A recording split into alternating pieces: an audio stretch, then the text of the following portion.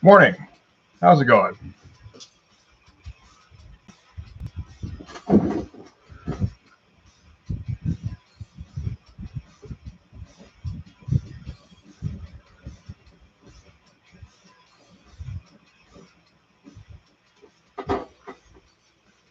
Hey, John. How you doing, buddy?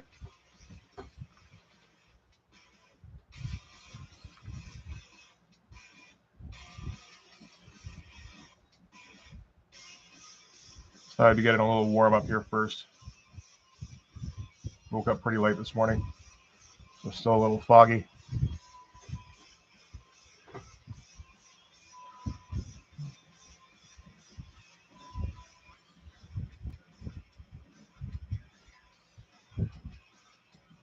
So I had an idea for a cover that I'm going to eventually see about getting around to.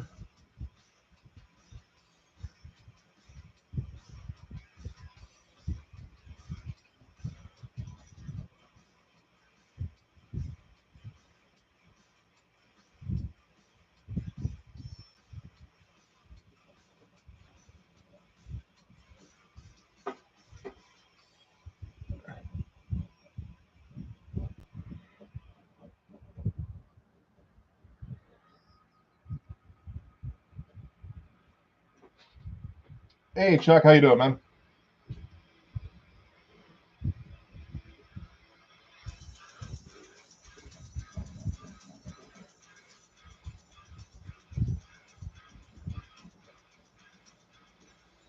How much neck should we be going for here? Probably not too much.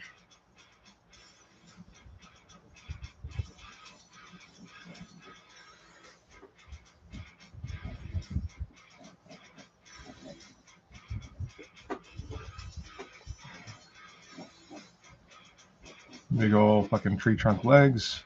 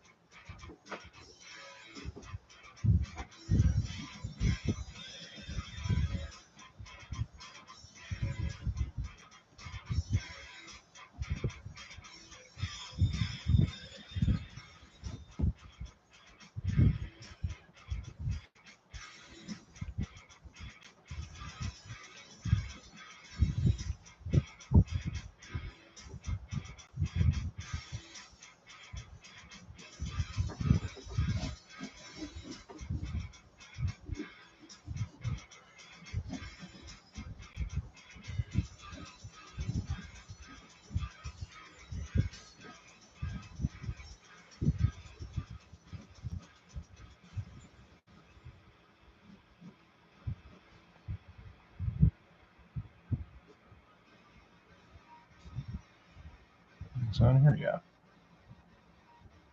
So yeah, the idea for this one is, I mean, it's somewhat based off of the the opening splash to Deadpool. Deadpool? No, Deathblow 2. So that here. Only this is Popo escaping, well, eluding the Clerg on their ship. And the idea, actually, that makes it more fun is to try and do it in the Frank Miller high contrast style,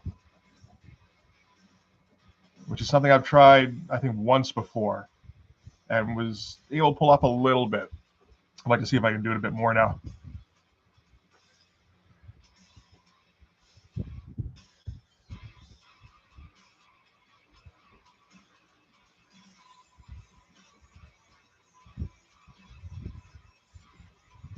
This thing dying on me or something? Yeah, it is.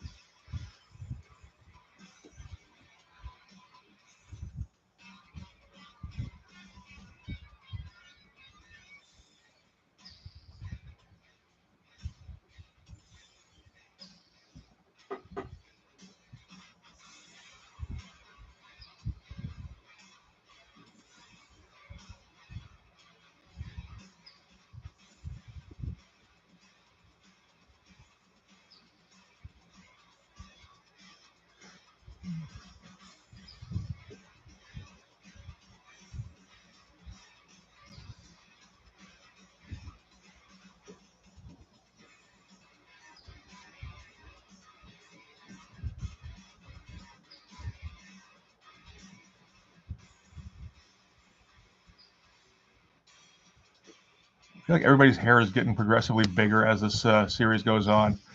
I think that's a positive evolution.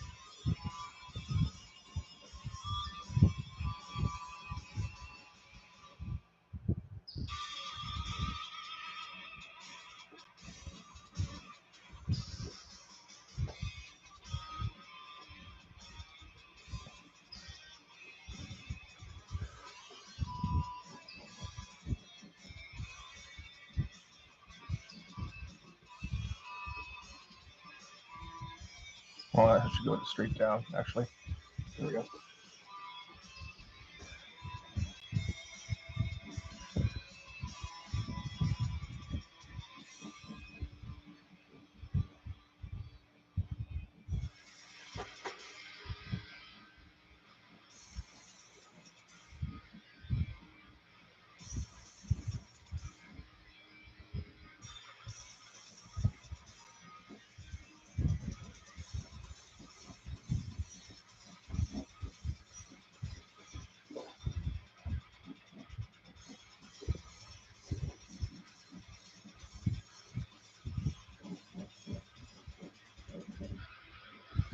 Not leaving a whole lot of room for streaks in the cloak here.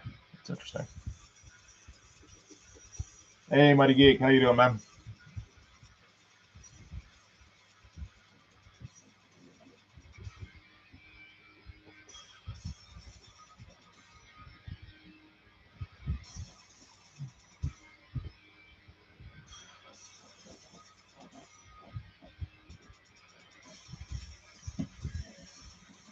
And don't forget the weird metal wristbands.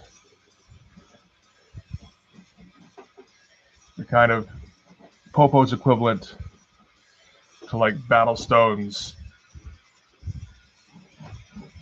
skull hair clip, whatever it is.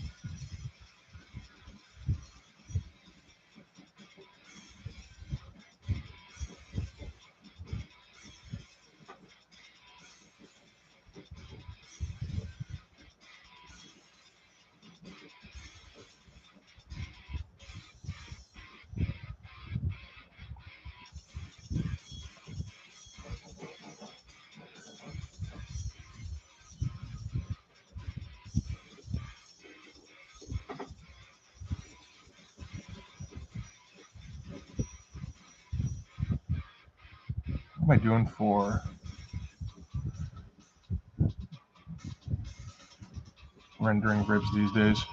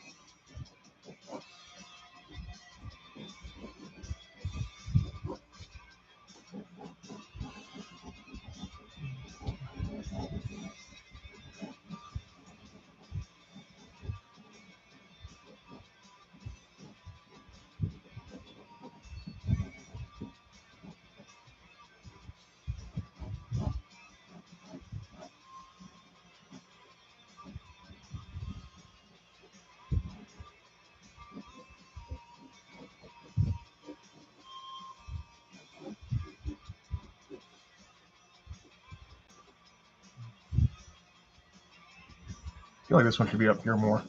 I mean, it's This is going to be him hiding behind a wall, and this very clearly puts him beyond the bounds of the wall. But I don't feel like that works against this really.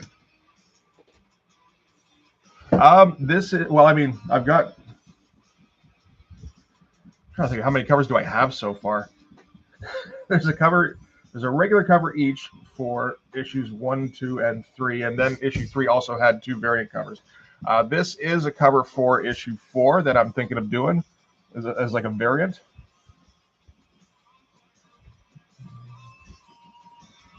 This is just kind of a warm up, really, but or that was how it started at least.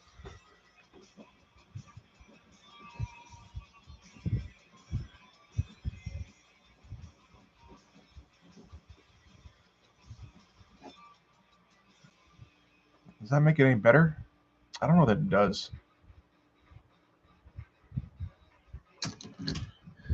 I don't think it really does. I think better off with him just with the no gun, pretty much mimicking the Jim Lee pose.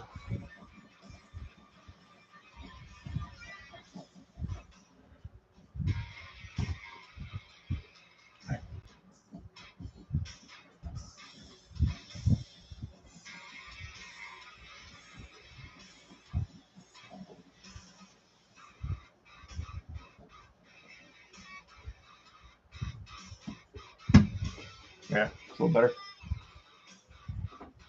But yeah, the gimmick for this one is to try and do it in the high contrast Frank Miller style,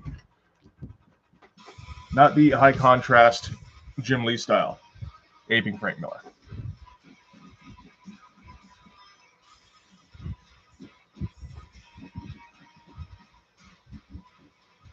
I feel like everybody in the 90s took their stab at that style. I want to see if I can pull it off for an action shot. Seeing as how Frank doesn't really draw it anymore, somebody should, I feel like.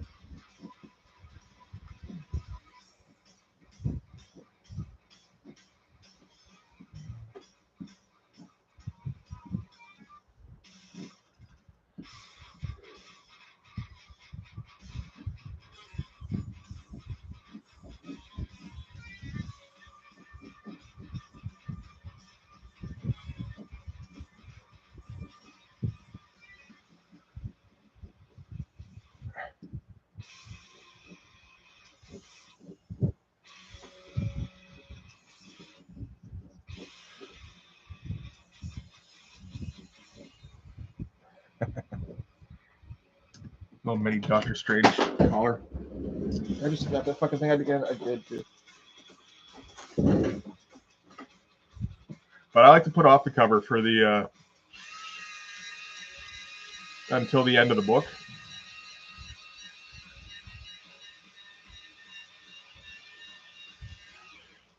Well, then it gives me more time, and I'm like more absorbed in the book. So it gets. I don't know. It just allows me to kind of get a better idea towards the end. Also, I mean, I'm generally, at least so far, better at drawing at the end of the book than I am at the beginning. Or at least my style has gone in a different direction by the end of it.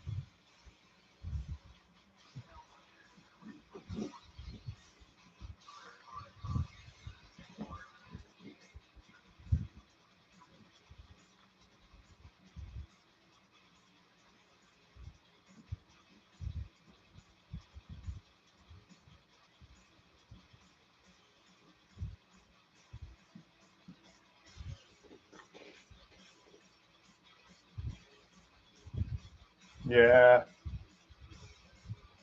Hey, okay. Got you before you got it in. Jim, in this case, we're talking about, because this is an alternate cover I'd like to do.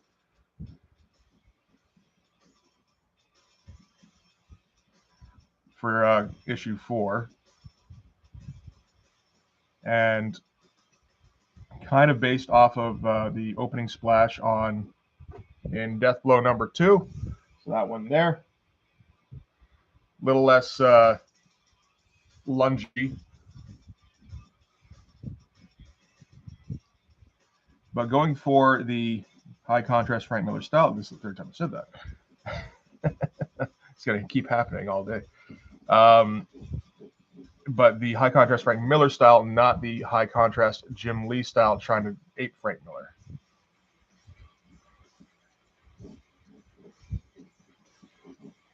Because I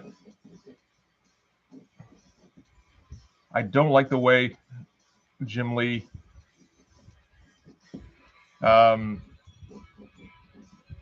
tried to do that style. Basically, it felt like he completely missed the mark to me, where he's going all like keeping a lot of holding lines, just adding kind of more weird details. There's parts of like the first Sin City that look like that, where it goes kind of line heavy.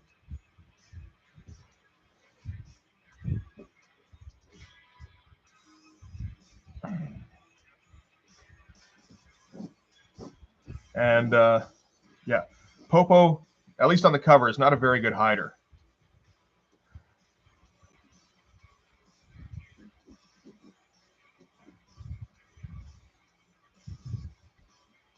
Get one of those kind of classic Frank Miller shots where everybody is walking straight from the front here.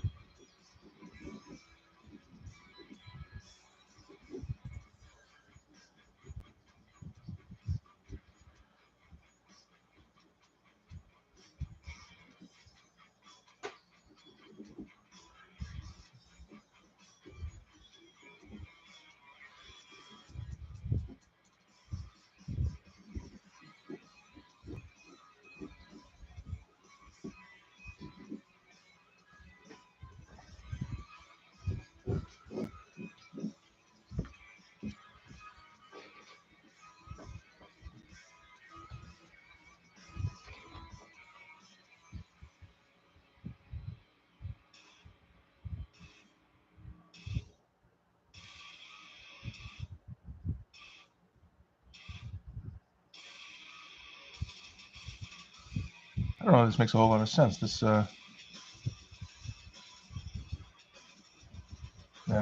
that mouth there, maybe not. No, better if you close the mouth, I think.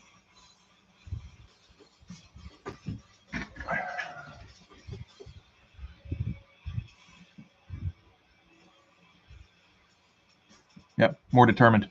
There we go. Much better.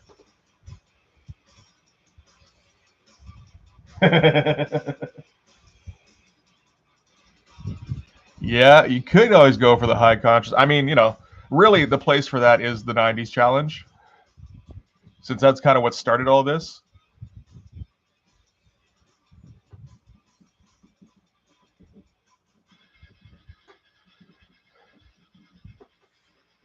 Like, if I'm going to do that on Blood Force, I want it to make absolutely clear that I'm parodying a Liefeld thing.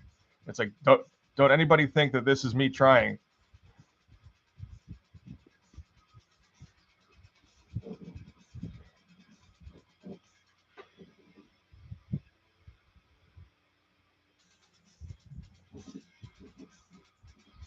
Oh, where was that shot? It's the end of issue 3, where Popo's covered in hardware.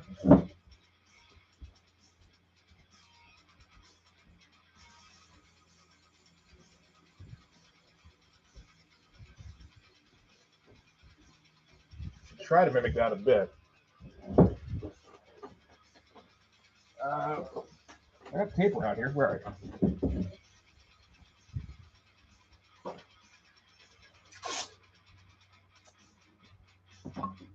Yeah, this baby.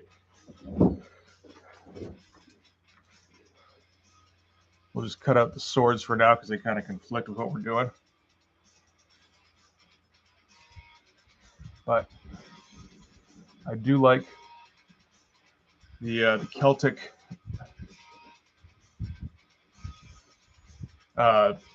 whatever it is, really, a kilt holder, a kilt pin.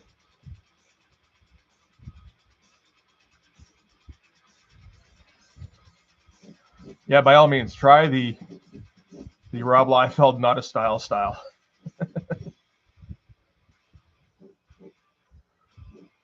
Holy shit, this is ridiculous. There's so much stuff in here.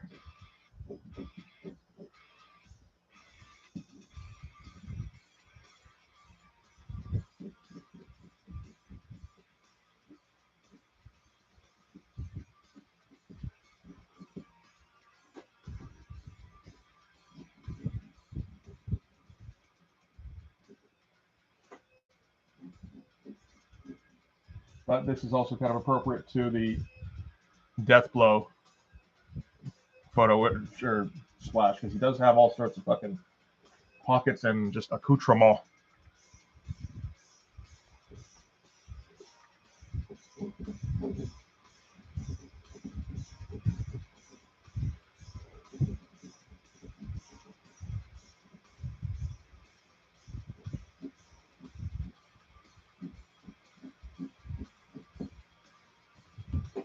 Anything else, really?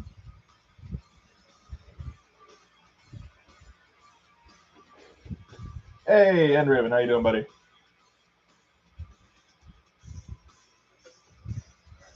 I feel like this is referencing the bit that I missed last week. I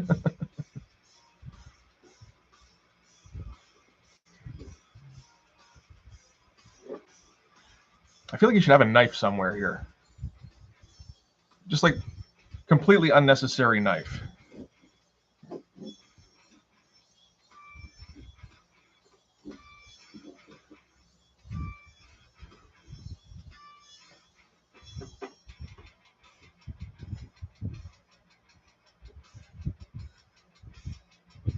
trying to think, how would they? You could do like a little scabbard down here. It's not really a knife anymore. That's just a fucking sword.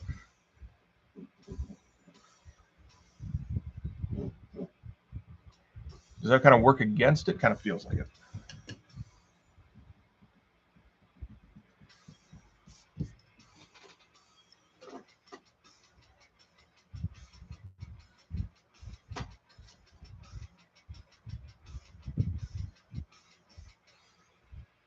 Yeah, I think that should probably do it for now. And then just like do. Actually, I feel like I shouldn't do grades because that's going to fuck with the perspective a little bit. Unless we're doing like. No, not that's way too drastic.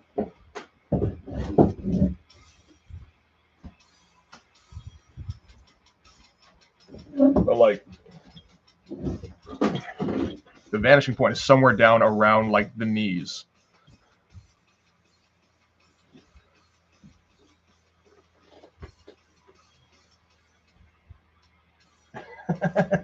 Just like knife sticking out of his pants here. Hey, Brain, how you doing, man? No, but then that gets in the way of the abs. We can't do that. So if we go like, and if I go like this, does that just look weird? I think it probably does.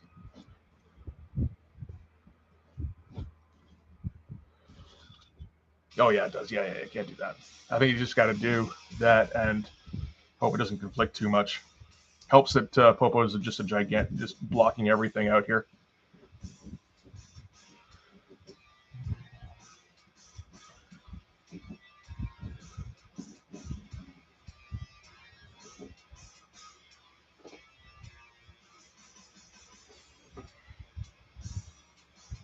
And then just another strap here, because why not? Just cutting off the circulation.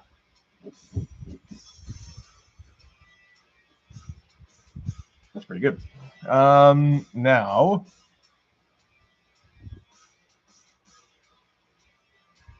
how do you do the light? What is this lighting? It's like combination backlit and lit from the bottom. Man, what does this look like without all this fucking computer color in the way? That's crazy.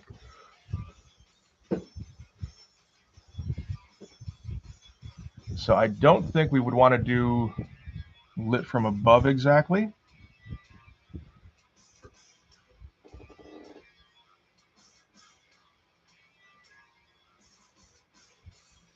Publish himself should be one. There's a good call. Well, I'm gonna do.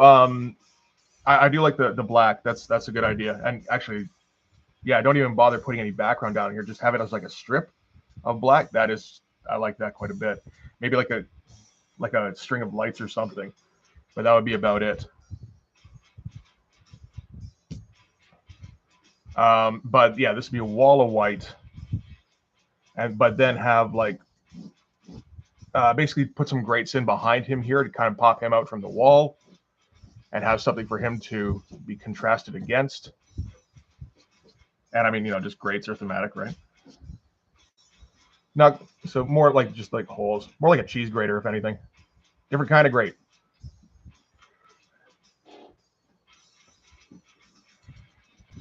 I don't know. I have to figure out what kind of deal I want to do there.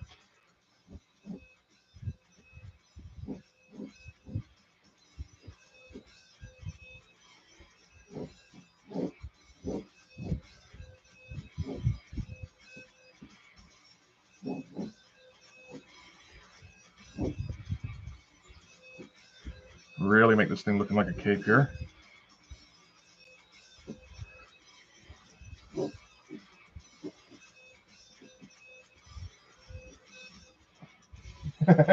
Trees would not work on board a clerk ship.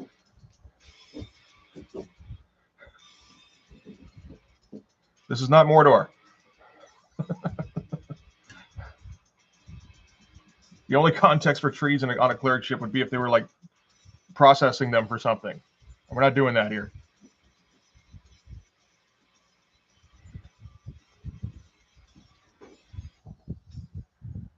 Okay, I think this is pretty good for the pencils on this anyway. Well, I mean, except for the fucking clerk down here, this is pretty bad, but it's kind of standard for me anyway.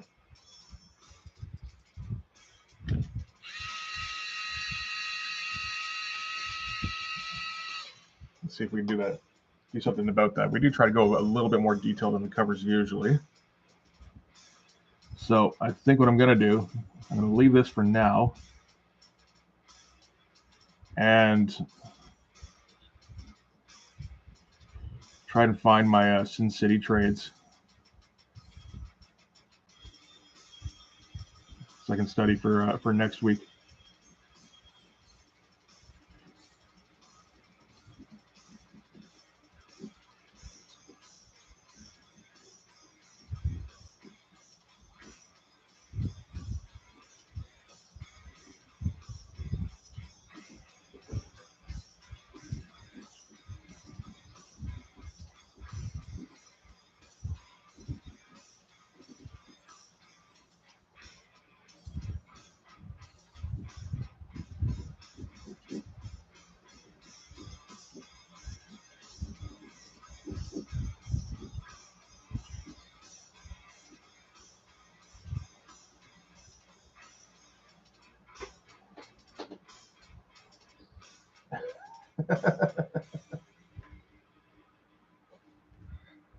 Was there a ship like that in ET? I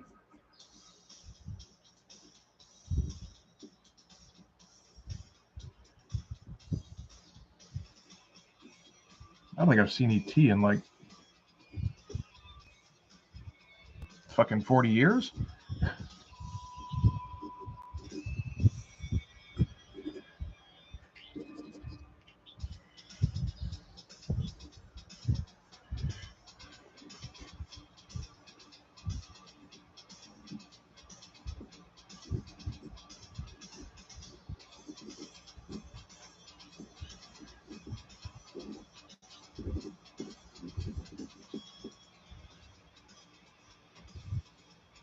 Huh. Okay.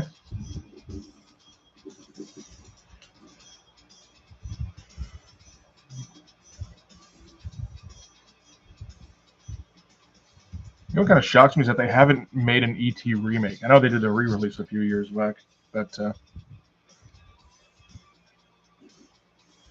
the remaster, whatever you want to call that shit.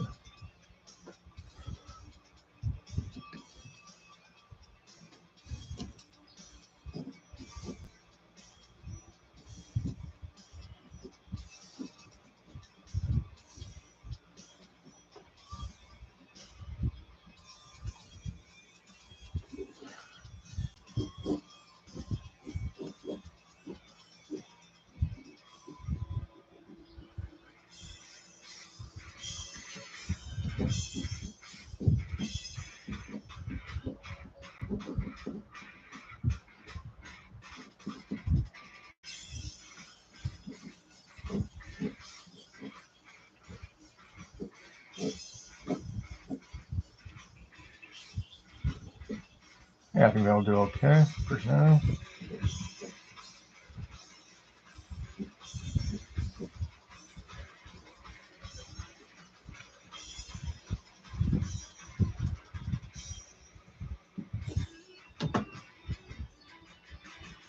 Okay.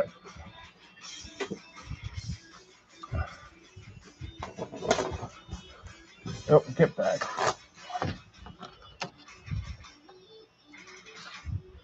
Now there's like no place to put tape on this cover. It's like completely covered in ink. All right, so let's get back to this page.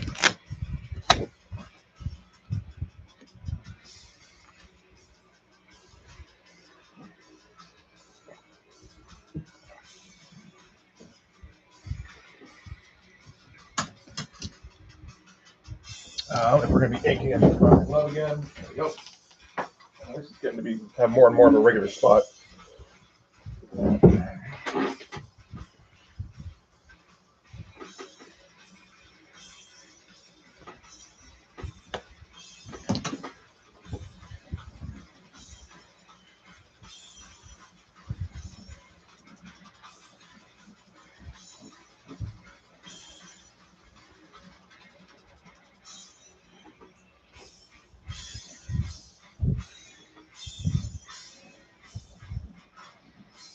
More up here.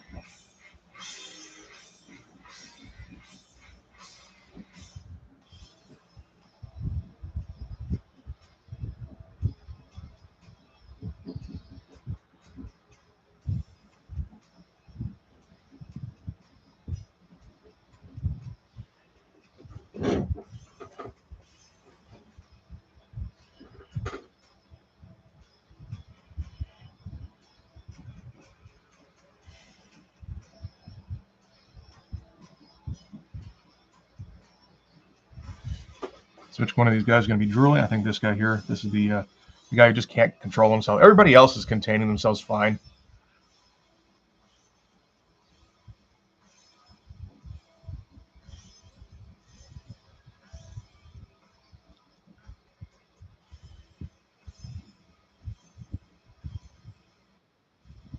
Oh.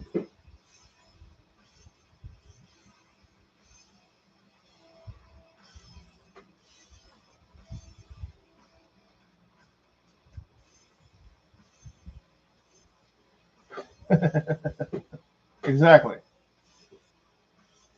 Daredevil Fall from Grace. Interesting. I don't know if I've even heard of that one. Is that like a Tim Sale or anything? No, Tim Sale did Daredevil Yellow, right? Yeah, he did. Tim Sale's another guy I could always look at for high contrast stuff.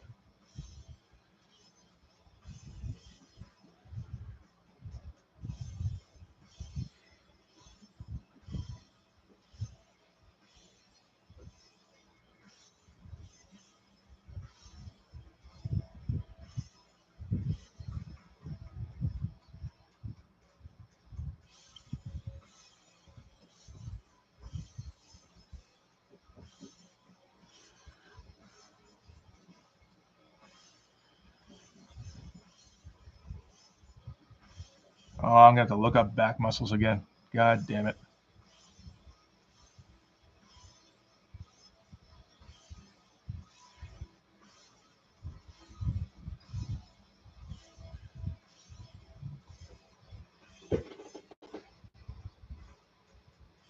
Scott McDaniel. Right. That does sound a little more familiar now.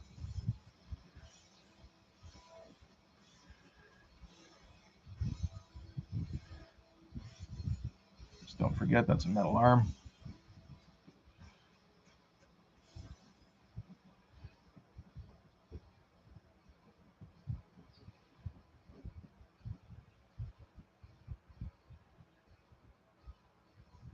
How do these fucking legs work?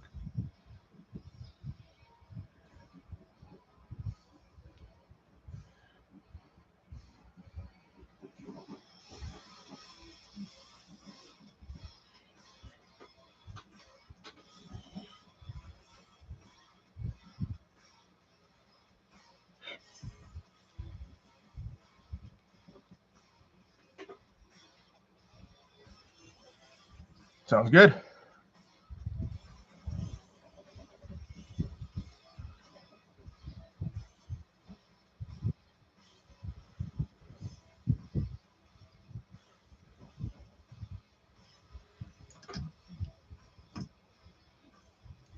Okay, well, I think I can ink this guy without too much problems.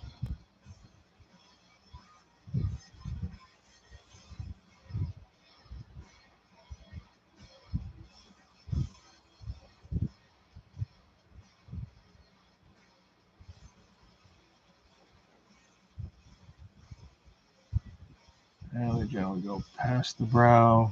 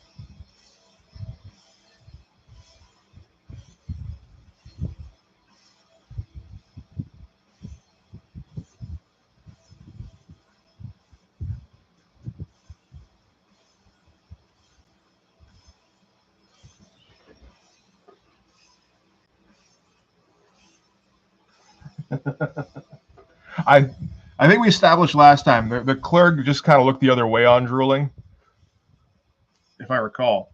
I haven't rewatched that stream yet. Said I was gonna too. Shit. Where?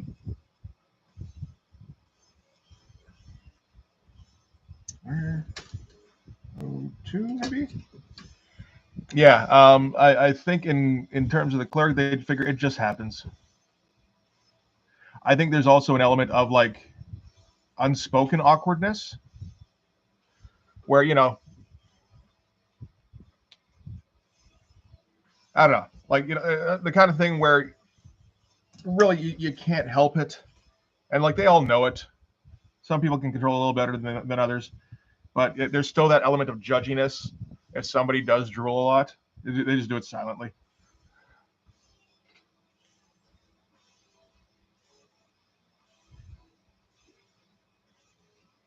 Mike Holston. I've never heard of Mike Holston. Okay. Sounds good.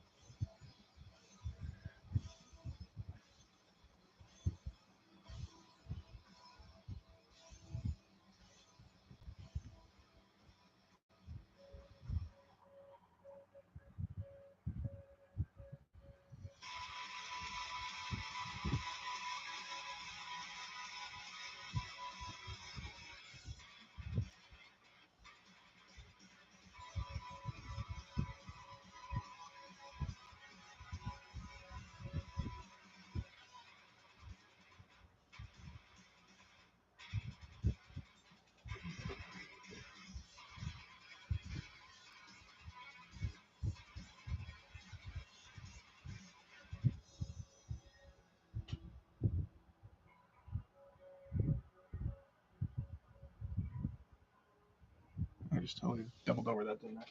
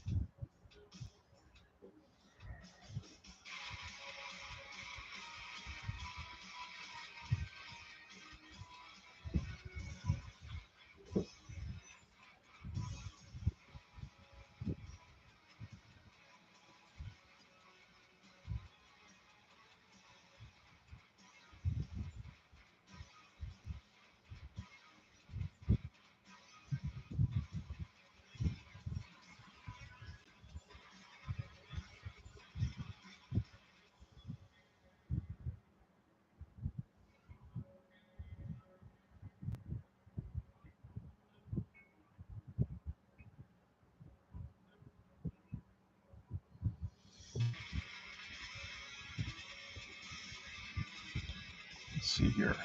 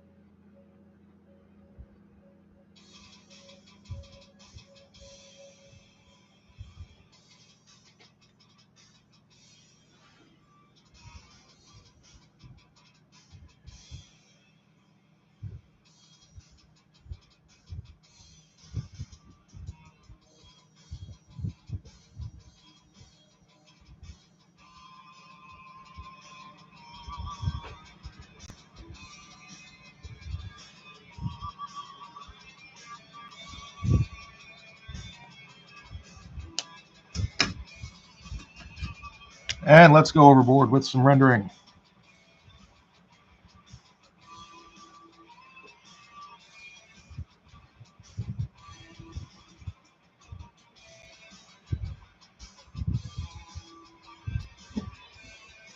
A Sunday is not complete if I have not cross-hashed until something is unrecognizable.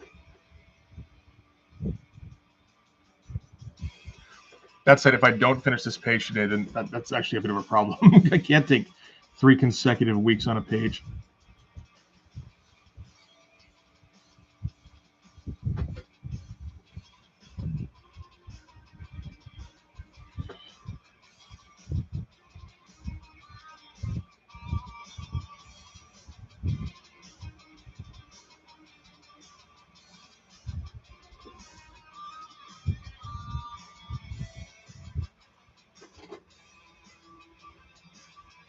All right. I'll try to remember that one.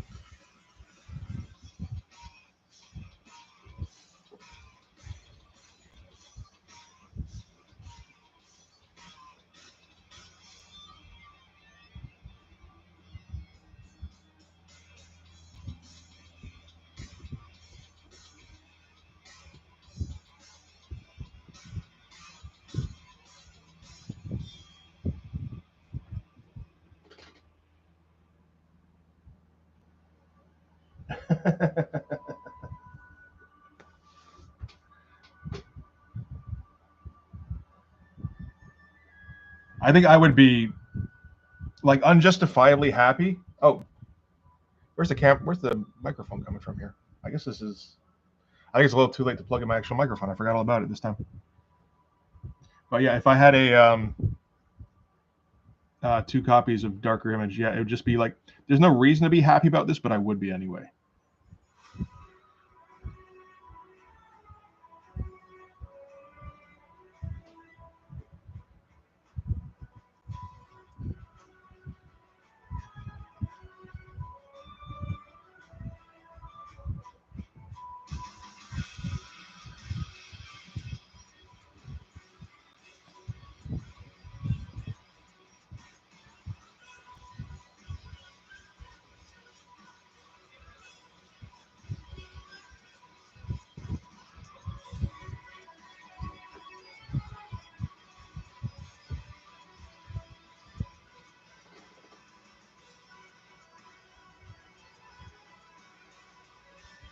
Is who okay? What's up?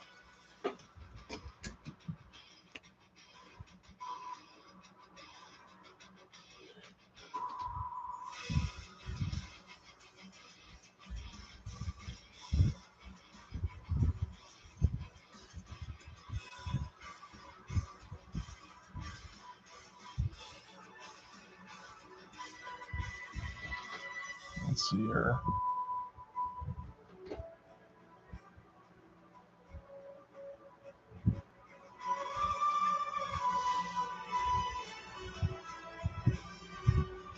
So many fucking clerk.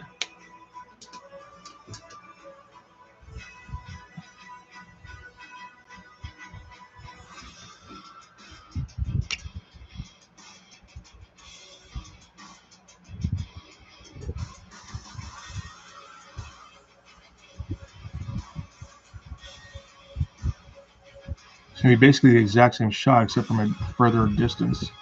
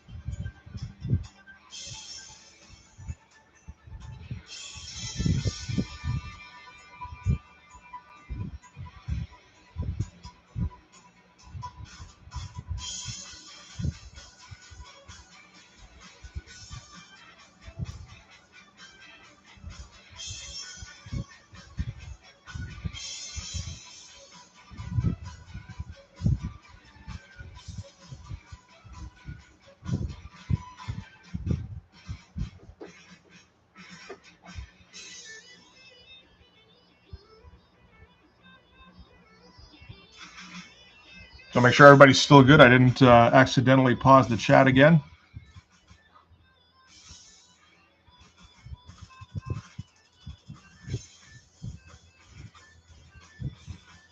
I'm be fucking paranoid about that until the rest, just until forever.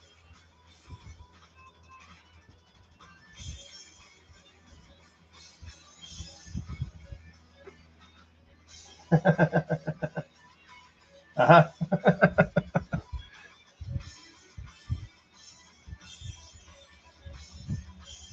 At least I know what to look for this time.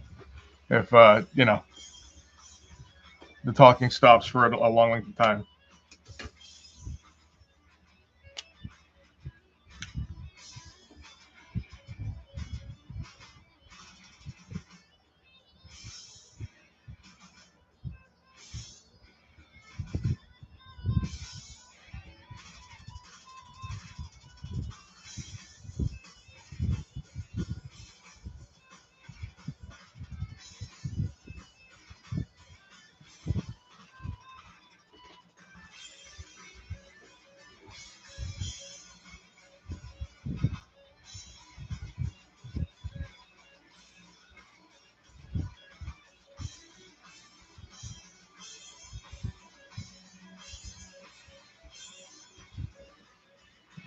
kind of need to separate these guys up a little bit better.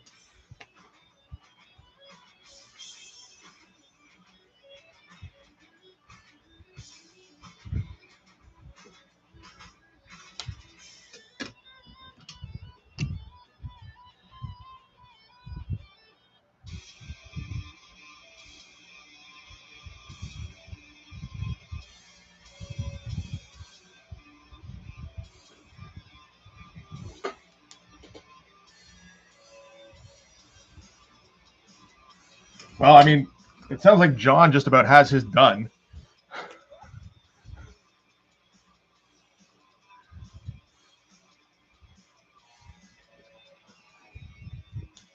And Montoya wrote like a mini series, and we'll be condensing it into Ashcan form.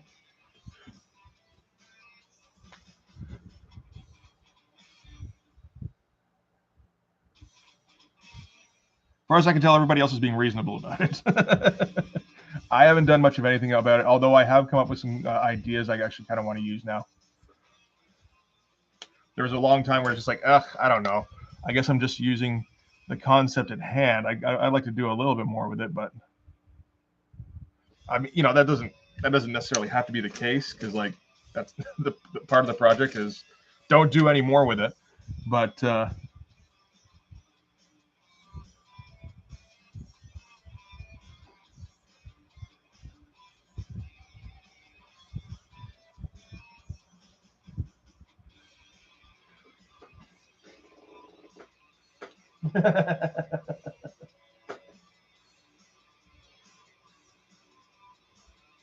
all right, man. Well, I mean, you know, if you gotta go, you gotta go.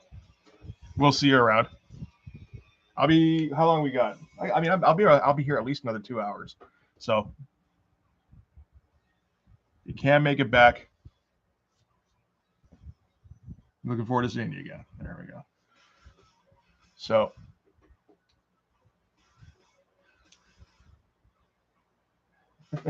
yeah, no, this panel here will take me those 3 hours.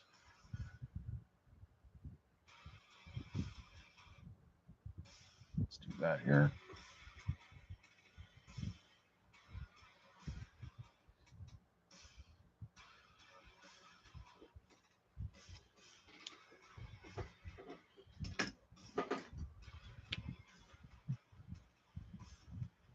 But I was thinking, I got the idea of doing it as how Cyberforce had codename Strike Force. So where, you know, Stryker has his own spin-off thing with like his own spin-off team, and have like Popo Pack or something along those lines, where he's leading another group of like misfits.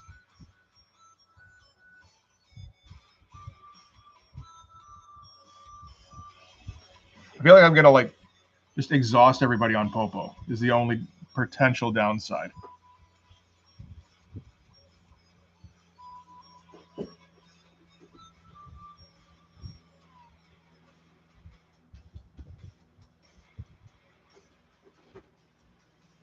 Yes, it would be. It would be very scary. But you know, I'm reasonably certain that it's going to end with everybody on Popo Pack being killed except Popo. If not, you know, over the course of the issue, like during battles, then in the big explosion in the installation at the end. Hey, Raging Guild. I don't have any for purchase at the moment yet. I keep putting off completing the books while I'm working on videos or on the pages here. It will happen, and I'll put out announcements and everything, and I'll try to be good about just being obnoxious on Twitter and Instagram and out here and fucking LinkedIn. I don't know.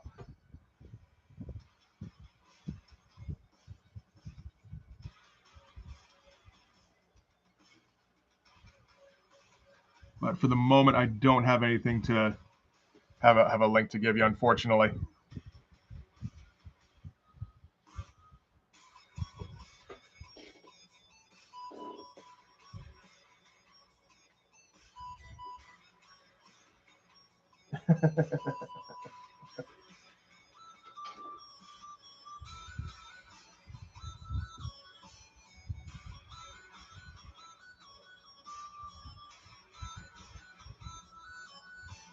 Does he have anything on his right arm? No, right? No.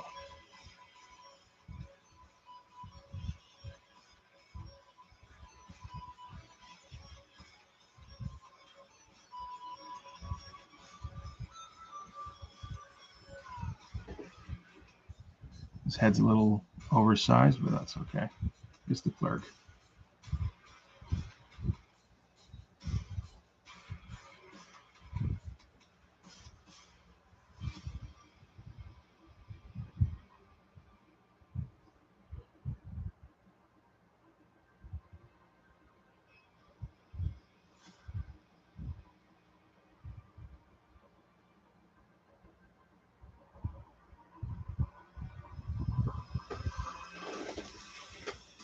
All right, see you, buddy.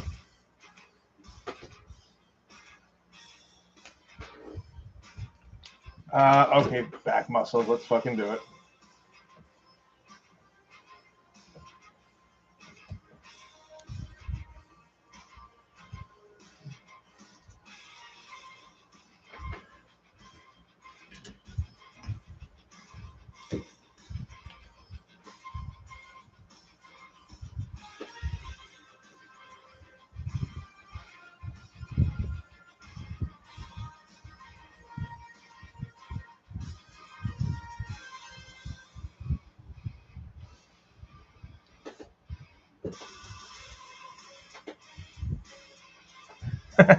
So, well, I can't really make anybody in silhouette in this room is the difficulty because it's just a big dark room, right?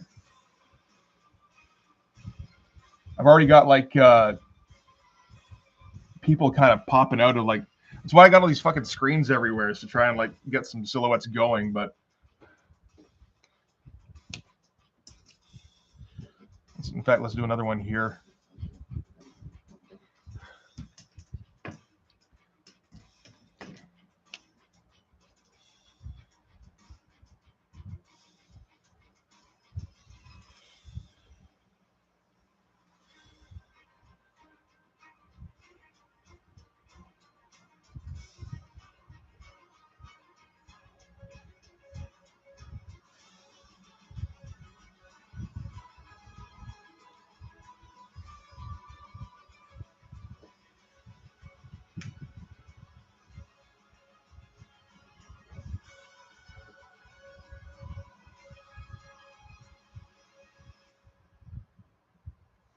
All sorts of like,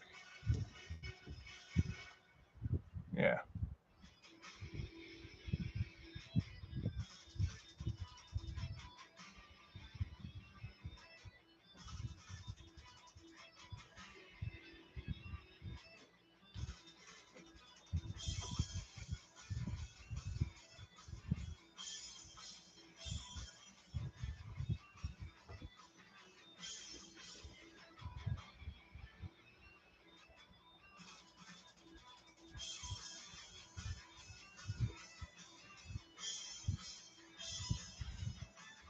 Let's just make this some kind of piece of tech or something. Hang.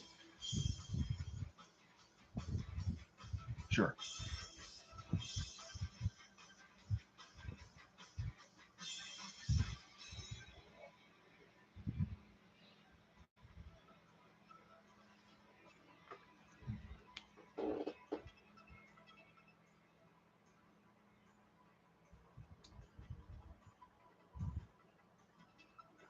Yep.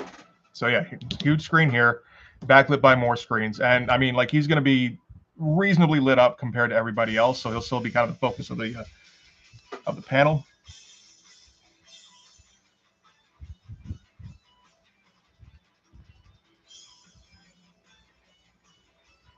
And then we'll have like, what else do we have in here?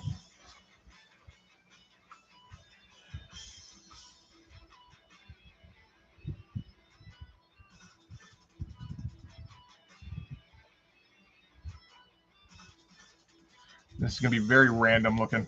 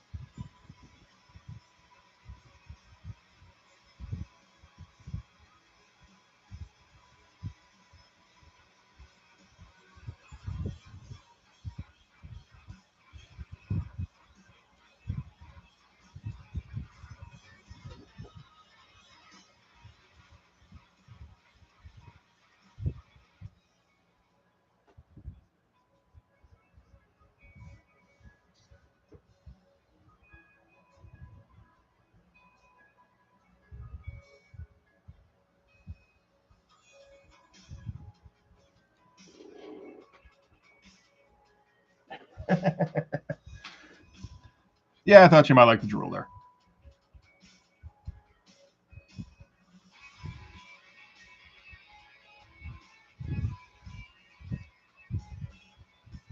We got to maximize our cornerstones, right?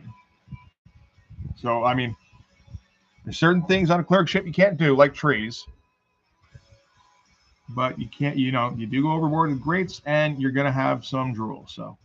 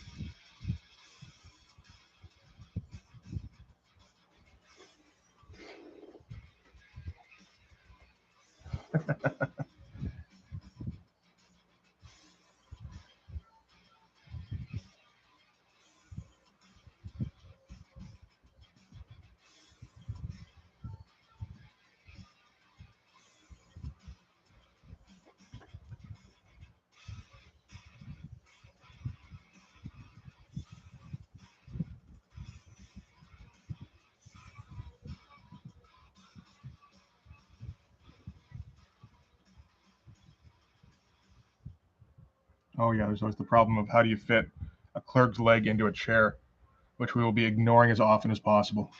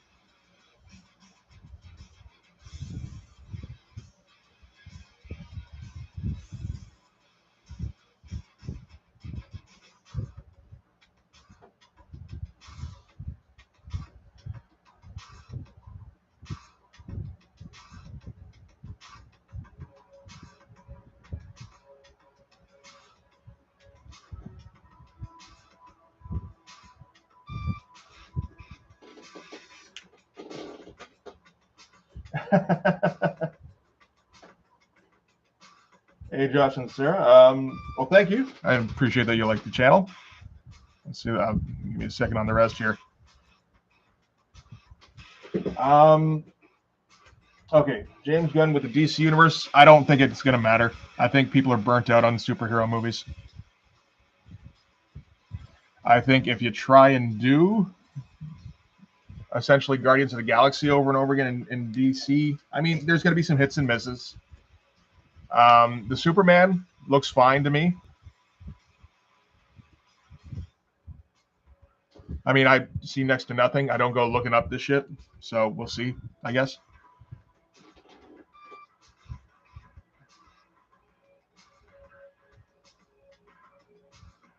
Thanks again, man. I appreciate it. Yeah, honestly, I've seen very few of the DCU movies, even.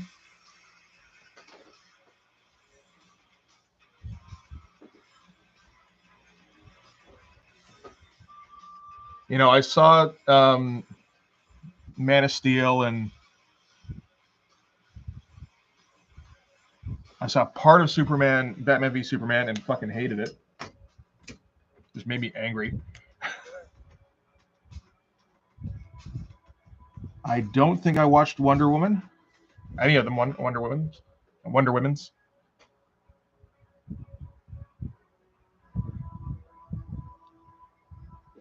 Didn't see Aquaman. Didn't watch the Flash movie. What else is there? Did they make more of those? Didn't watch really the Justice League. I think I saw bits of it.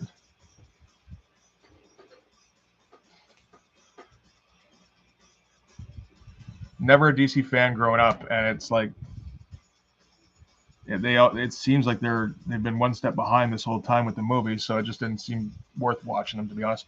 I mean, obviously, watch all the fucking Christopher Nolan Batman movies, but they're kind of their own thing. I don't think that's part of the DCU, right?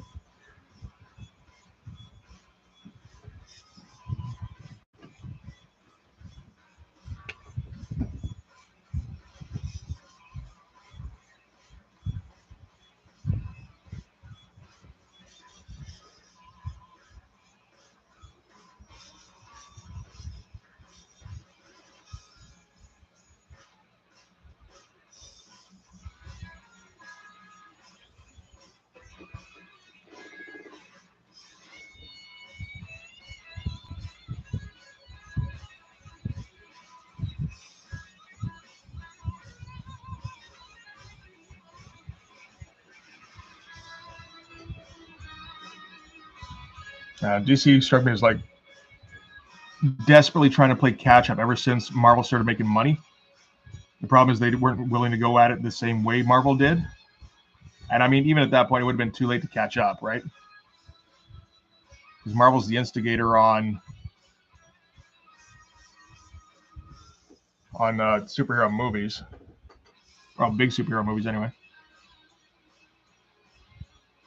So if you did the same thing where you build it up over 10, 15 years, by the time you hit your peak, the audience is already reaching superhero fatigue.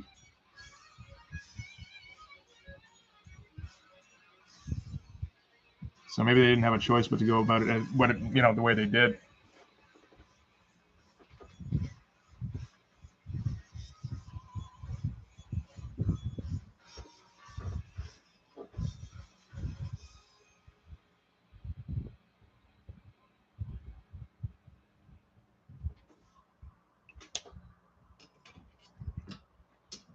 Of course, the aesthetic was also completely wrong for those characters, in my opinion.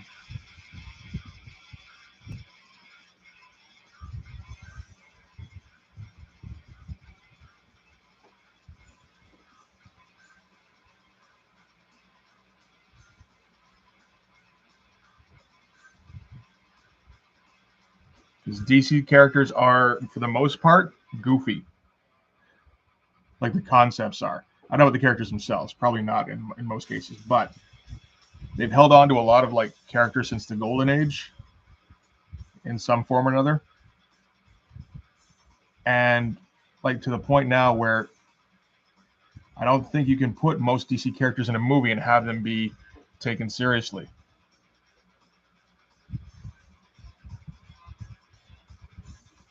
So you got to play up the goofy angle.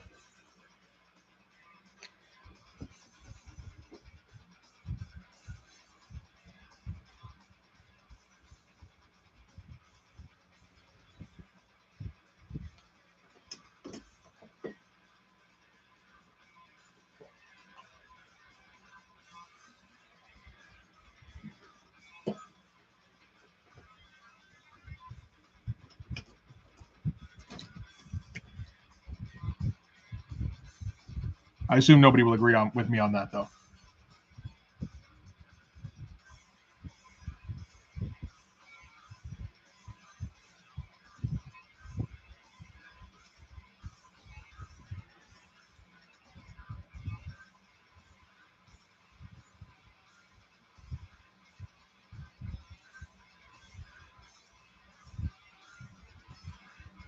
Am I going to have to draw Clerk's ass here? Is that what's going to happen? I think so.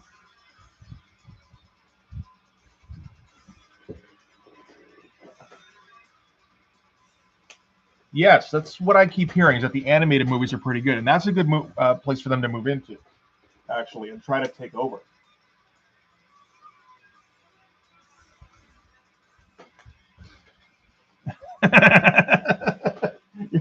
Rain's talking about drawing Clerk's ass, isn't he?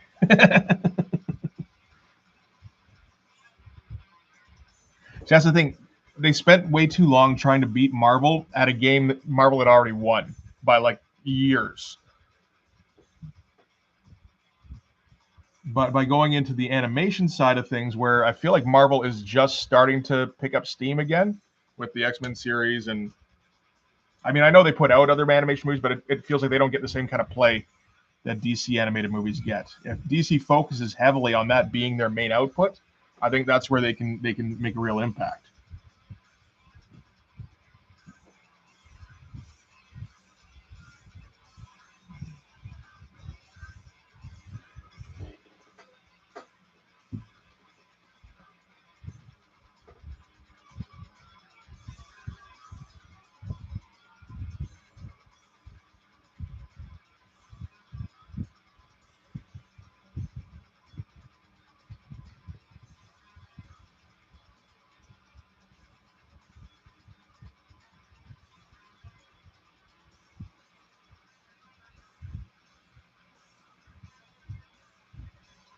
This is, of course, speaking of somebody who doesn't watch Marvel movies anymore, like superhero movies, and doesn't watch any of the cartoons. So I'm completely talking out of my ass for a lot of it, but yeah, that is true. Bruce Timm is a huge deal for animation.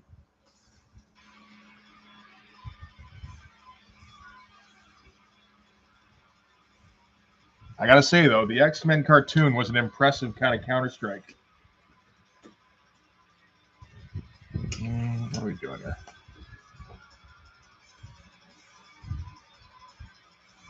I think I only watched 2 episodes of it, but like, you know, it's very good. And exactly what geeks want.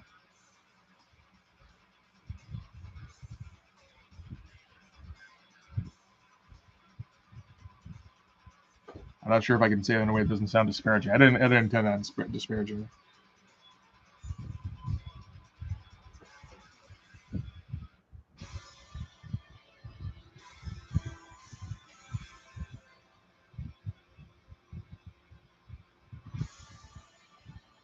What am I doing here? Well,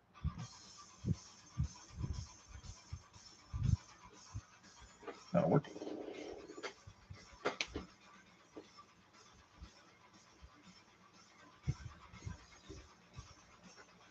Yeah, I think that's probably the best place for them to focus now. Like, superhero movies are dead now, pretty much. At least in terms of, I don't think you're ever going to get another. Well, maybe not ever, but I think it's going to. In this cycle, you're not going to get another $1 billion superhero movie. So, like, what's Marvel focusing on now? Like the TV shows? So I don't think those do too well either, do they?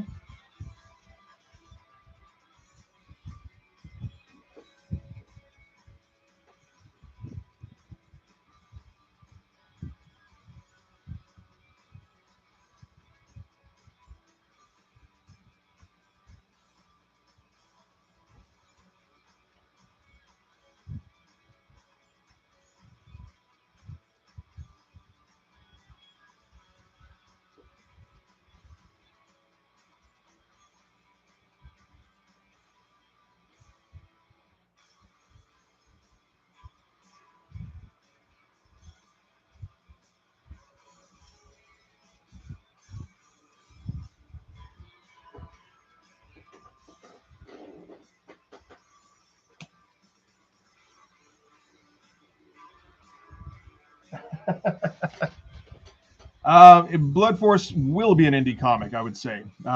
Still working on getting that far. Right now, it's a comic that I draw on live streams, and I have a whole bunch of them done now. Like this is issue 4, and all the stuff with the channel, the YouTube channel, kind of takes up all of my time. So the comic itself isn't getting a whole lot of progress on it, apart from what gets drawn on the live streams.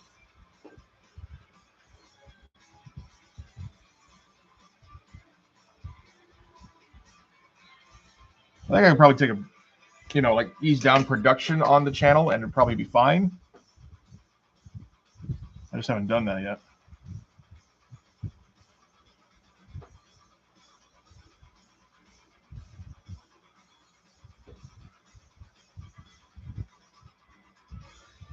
Does that basically mean having to do one less revisit video a week, I think.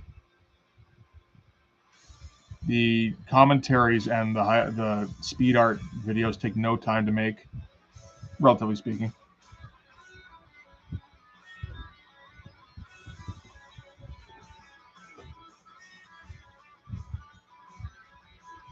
I don't know, maybe at some point.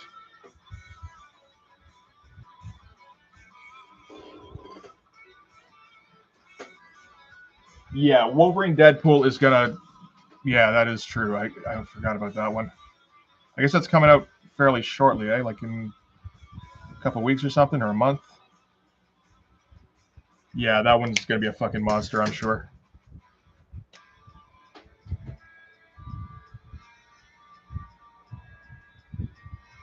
They must have figured, like, well, I'm sure I thought, like, they did as well as they could with a sequel in terms of, like, coming up with another marketable thing.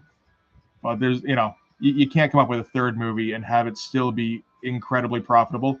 And then they do this. It's like, well, shit, I guess I'm wrong.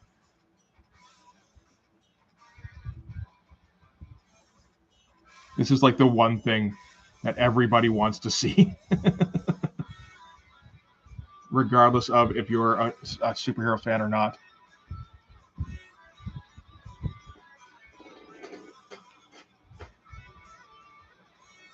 Fair enough. Well, it might not happen for a little because I got videos I really want to get to this next month or two.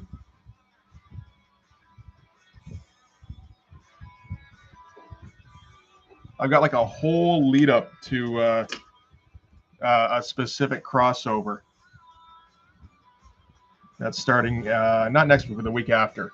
I've just started I just filmed the first video for it. And that's probably gonna be like 2 months worth of videos, like not back to back or anything, but like one video a week. And I definitely want to get through those before I make any changes to the channel.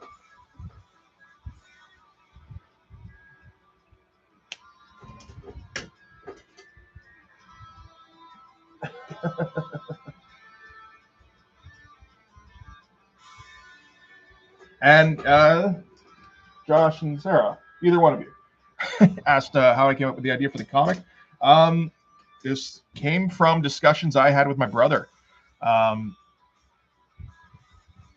like for years, because we're like in different parts of the country, so we often communicate in text, or he set up a Google Doc that we basically could just edit both of us. And for years we would rip on Image Guys, but without having read the comics again anytime recently rather. I don't know what the hell I'm drawing here. Looks interesting though.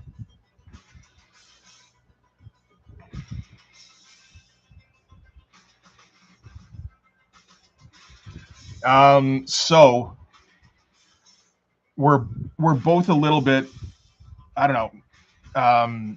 We don't like to get caught out if we're ripping on something, So all the ripping on Image, I think, led to research on those Image books.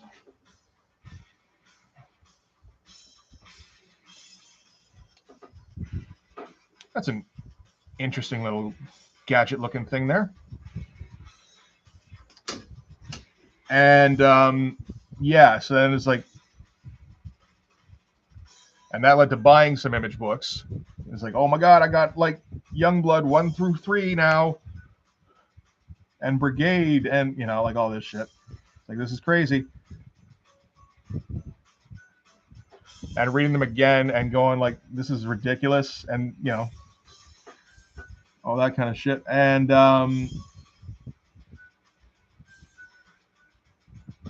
yeah, one day we just kind of started, like, I think Eric actually did an Image character first, and I'm like, no, this is how you do it. So I had to correct him. It's like and it was like, it was kind of correct.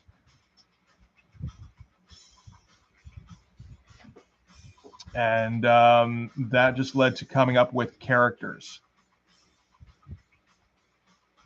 before I had a concept, which I think is correct for Image as well.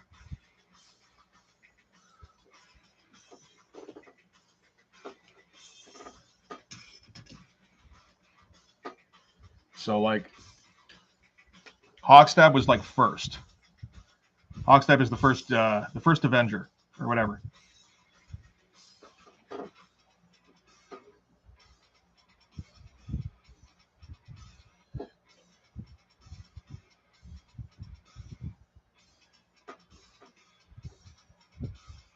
What is this thing?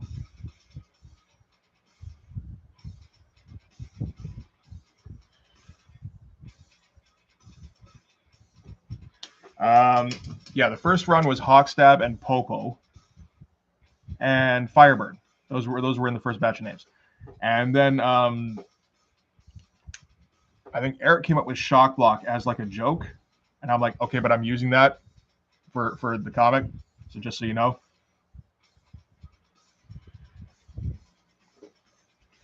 And then coming up with a concept was a bit tougher.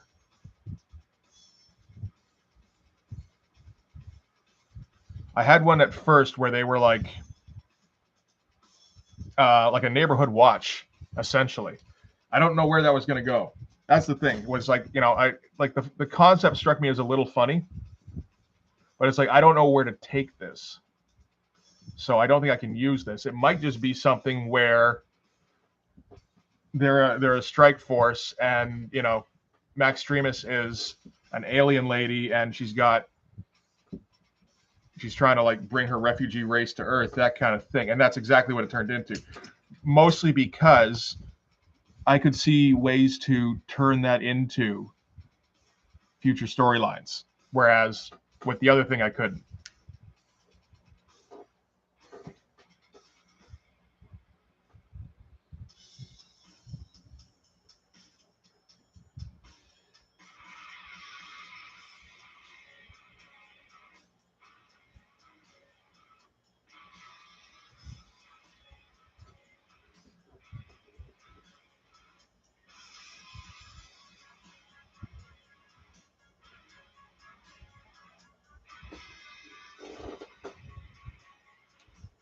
That's a good question, Ryan.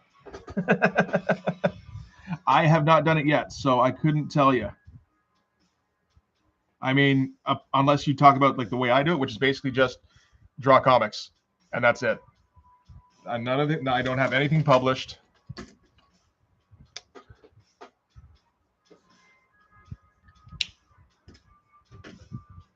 This is just something I do on Sundays at the moment, at least.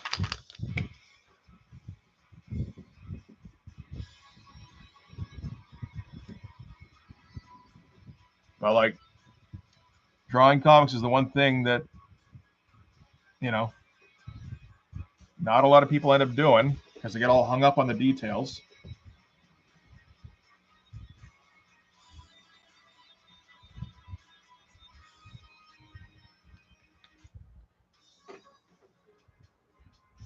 Where it's like, yo, how do I get trademarks? How do I get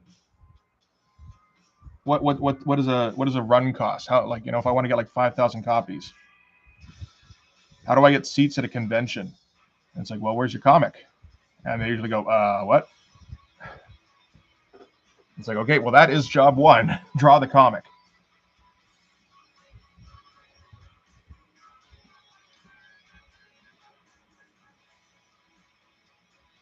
So that's what I focused on first.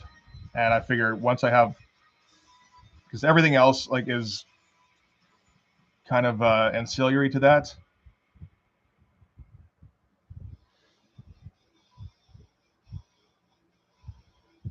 I'm not good with like working out details on shit. So about the only thing I am good at is drawing. So I figured I'd draw the comic, and then everything else I'll figure out as it goes. And I still plan to figure out everything else out.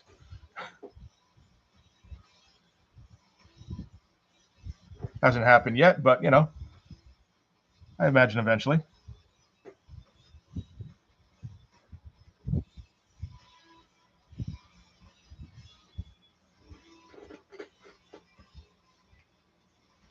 Yep, that's it, man. And it's like, you know, like the question is, am I like, if we're asking, am I a comic artist? It's like, well, I mean, I draw a comic, I guess technically. It's not published or anything, but that is the inevitable next step.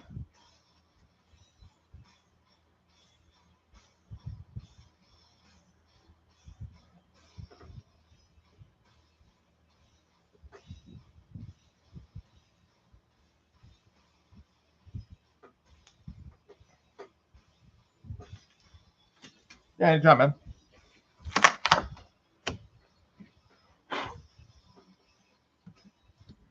Well, what was that for that panel? An hour and a half? Not too bad.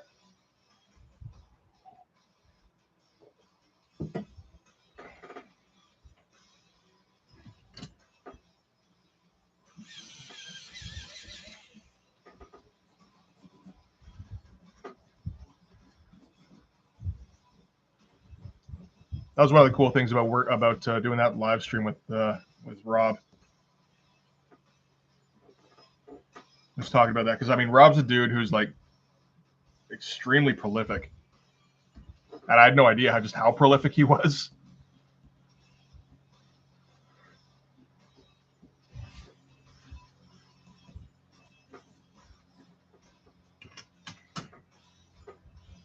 You know, like I knew he'd been working on his comic for a while, and I thought I saw something about multiple volumes. I didn't realize he'd been working on it for like probably more than a decade, and that he had like hundreds of pages done.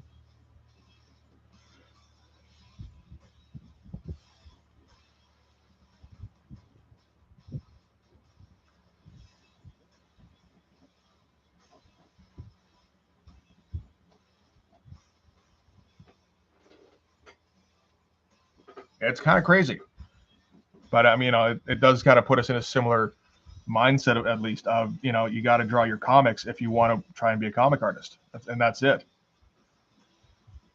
It's like he's the guy to fucking confirm that, right?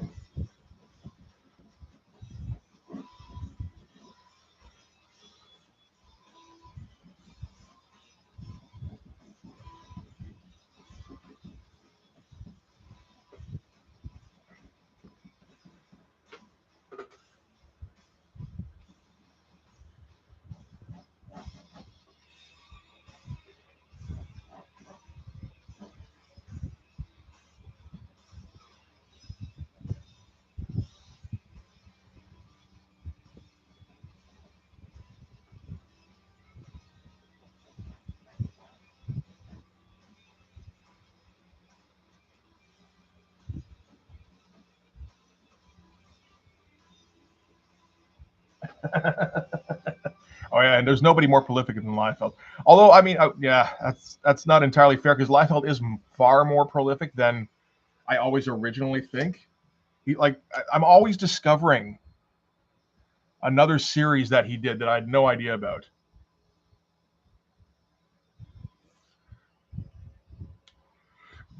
So I mean, it's not like the guy hasn't been drawing comics at all.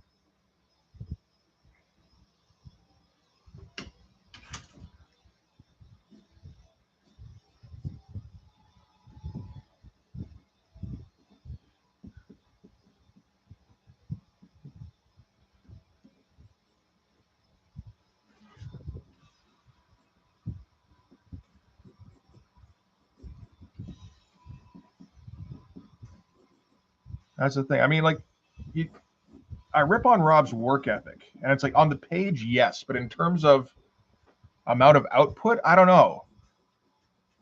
I feel like he's probably always working on stuff like trying to get a fucking movie deal or animation thing going or that kind of thing. And in the meantime, he does do a fair amount of comics. Yes, he does have help, and I don't think he works very hard on the comics he does put out.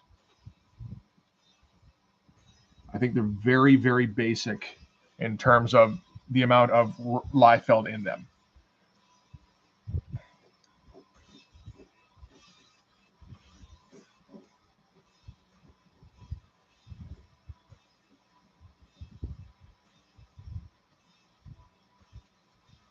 But I mean, I almost feel like I should put like Samsung on the front here. It's just like an old fucking tube TV.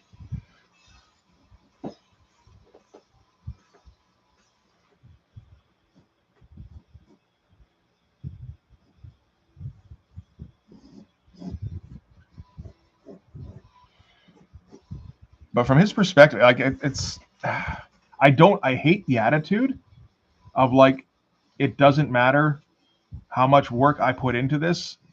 My loyal fans will always buy it no matter what, so I can put in an absolute minimum. And then they do. And, it's like, well, I mean, he's not wrong. And it's like, will anybody else buy Liefeld stuff at this point other than his, like his fucking cult? Probably not. So, like, what's the justification for putting in more work other than to have something you're proud of? But, like,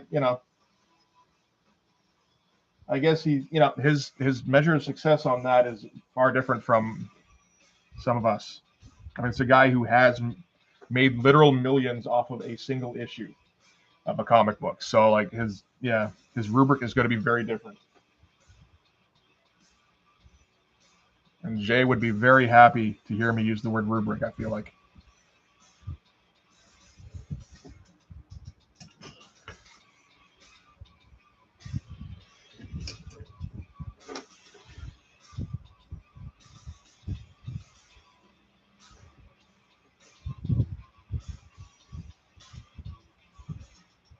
It's weird. I keep coming upon situations where I get like close to empathizing with Liefeld specifically.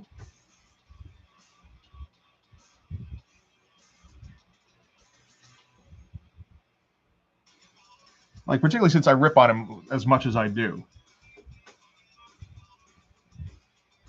And it's like, I don't know if it's deserved. And then, you hear about him acting like a complete asshole on Twitter and sicken his fans on people.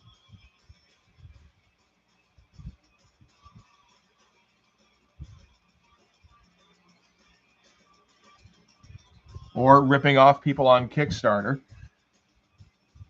for a Brigade reboot. Yeah. And it's like, okay, well, he's not as bad as I want to picture him as. It sounds like for the most part, he actually does some pretty good stuff. And then, he's just an incredible asshole sometimes.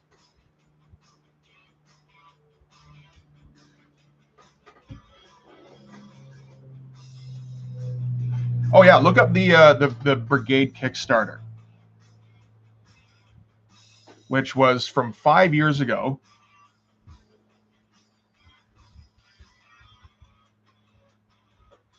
And which succeeded, but made like $15,000, which was its goal. Like, its goal was like that, was around there, I think. I can't remember exactly what the number is. It might be more than that. But and like 500 people backed it. And I can see it from his perspective where like he was like Kickstarter was big and he's like, oh man, I'm going to do a Kickstarter thing and we're going to get 50,000 people buying in on it and it's going to make me another $1 million. And we can claim it as this huge success. And then like, he succeeded, but barely, and like nothing he could brag about. And he lost interest in it. But he also didn't give anybody back their money.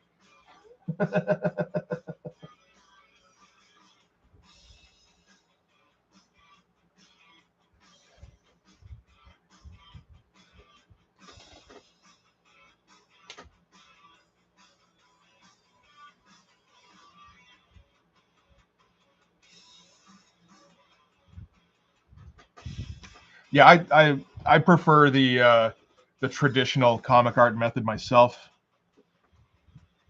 I'm just gonna pick a name here. I'm gonna say Josh.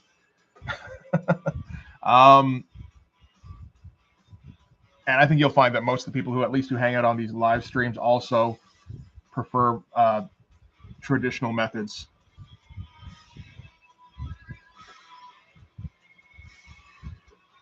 In my case, I can't figure out how to do digital, and like it would take me so long, and like this is way more fun anyway, and I think I can make it look better than I could make it look on digital. So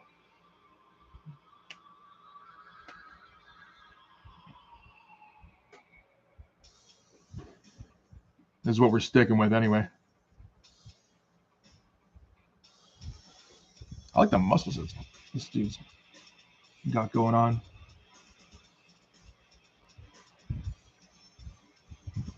And I don't fault anybody for being a Liefeld fan. I don't understand it, but like, unless it's a pure nostalgia thing. But like, you know, everybody's got different tastes, and that's totally cool. I'm not going to call anybody out for that. I do occasionally request explanations, is all. Not this time. I'm fine without it, but I have in the past.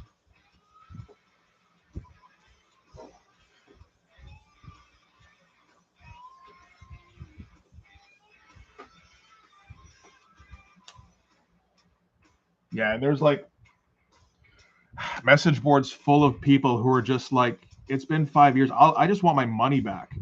You know, I get that we're not getting the project, but like, what the fuck, man?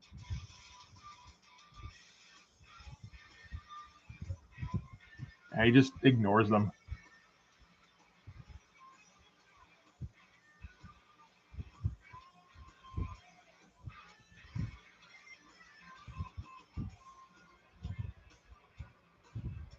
I'm a little surprised it's not a bit more well known. But all, you know, part of the problem is that all the Liefeld haters just want to like focus on his inability to draw feet. It's like that is the least of the things wrong with Liefeld.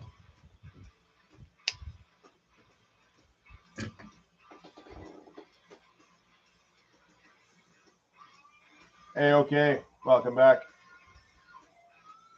There is that. You can sell your original art for $25,000 if you're Rob, and only if you're Rob. Well, Jim Lee, you can do 35, I guess, but.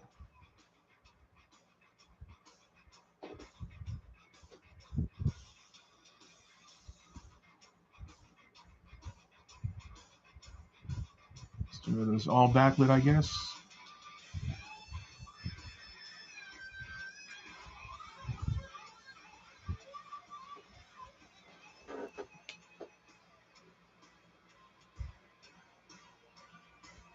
Yeah. I don't think, and hey, Rad, I don't think it's a bipolar thing. I think it's a ADHD thing. Where he just, you know, well, like when he doesn't spend a lot of time on something, or when he abandons projects to work on something else.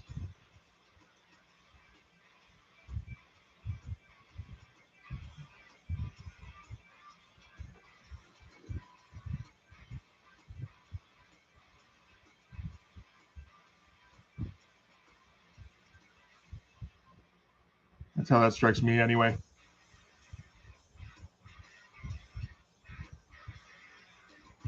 And with how he is with his fans, where he'll just like turn on them in a second, I think that's through years of being talked shit at, you know? And that's just the defense mechanism he's come to.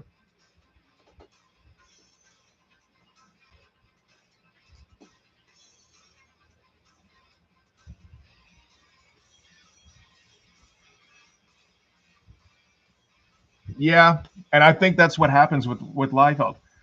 Is just like if you're not one of his sycophants, he's doesn't have any time for you.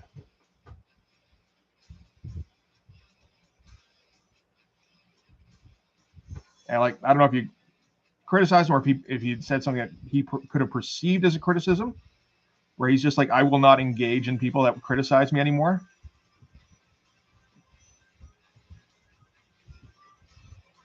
Because I'm sure at first, I think that is the case, actually, where at first he tried to respond to everybody and get back at them. And then his kids were like, dude, like, just lay off. So now and he's interpreted that now as you're either with me or against me. That's how I assume it's going anyway.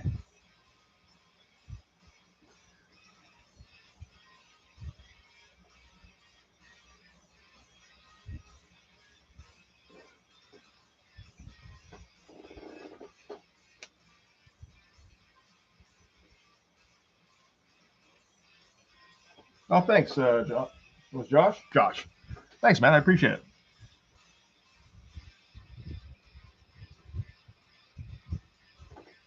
There's all sorts of stuff going on in here.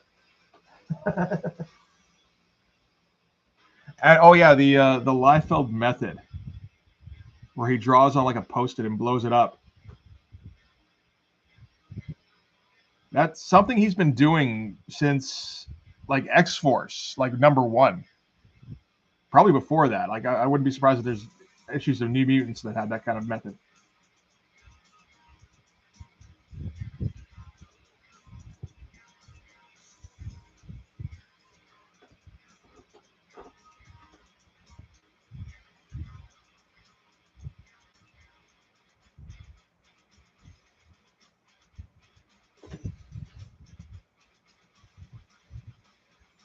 And I can't imagine how he arrived at that being the best way to go. I guess we're just gonna black out all these things. Yeah, probably. It's such a weird choice, and it kind of like it gives his inkers very little to work with. But I don't think he gives a shit about that.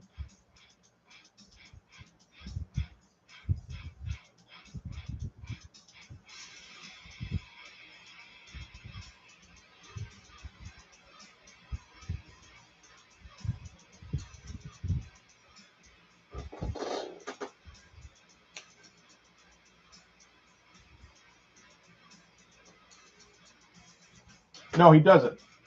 Hey, Montoya, how you doing, buddy? Yeah, no, that's the thing. Like, if you use it as a breakdown, like a thumbnail, it's an interesting way to. We're talking about the method of doing a page really small and then blowing it up. And if you use it as thumbnails or breakdowns, I think it's a good way to probably, like, you don't get that force for the trees thing going, where you lose sight in a panel of what's going on because, like, you get so hyper focused on this little block right here kind of thing. But yeah, no, Rob doesn't do anything to improve them after that, it feels like.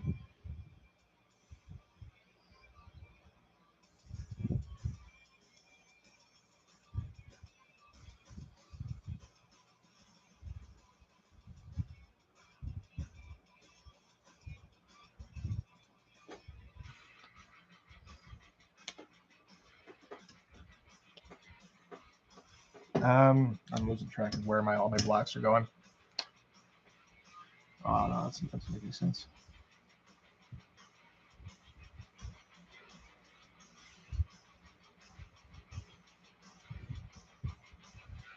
So yeah, it is an interesting method for storytelling. I can't condone the way Rob does it, is all. Not that he needs my condoning, but.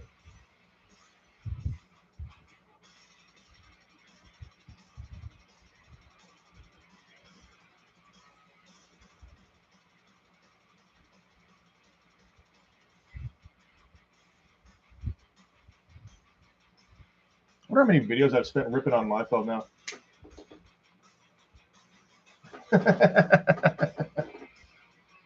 Hey, more detail is never a bad thing, right?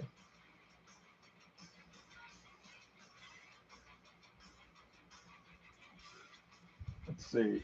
I got a playlist. I know there's a Liefeld playlist. How many videos are in that? Where is it? Is that the fucking bottom, I guess? No, that's the 90s comics, etc. Should be closer to the top. Oh, there it is. 60 videos in that with me ripping on Liefeld. I feel like a lot of them get a lot of them get a mention in, but that's not what most of them are about, right? God, I hope not. It'd be like depressing. That's where you get to like obsessive type shit.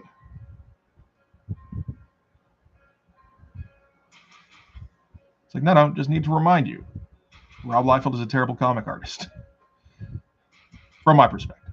Yeah.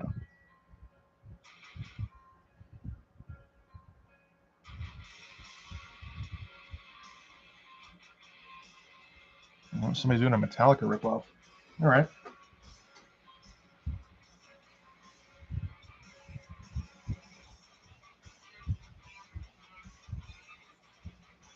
I gotta say, some of these instrumental metal mixes are not too bad.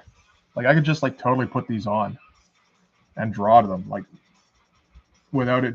I picked these at first because I need something that won't get copyright claimed.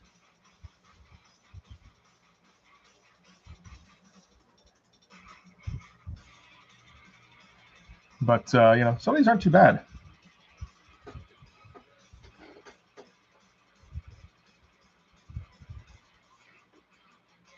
Yeah, John, doing it right. Get that drawing done. You're gonna be so bored when like in like a couple weeks when you're finished, and all of us are just like, I'm on page 3.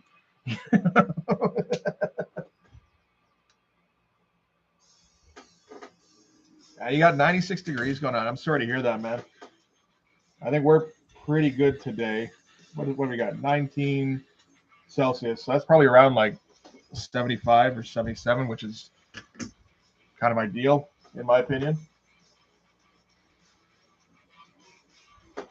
Yeah, keeping things in proportion. Yeah. Oh yeah, like okay, saying keeping things in proportion. It's like, sure it is. Right.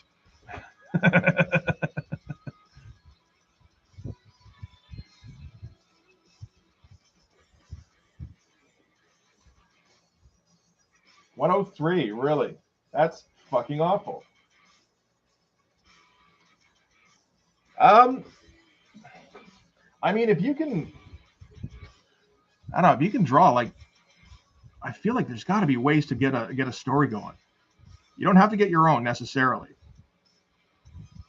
Although I understand that it's, obviously much more satisfying to do it that way and that kind of thing. Like I didn't really go on mine until I had a story that I was able to write. That was the other thing about this issue or this comic, is that this is like one of the few things I'm able to write.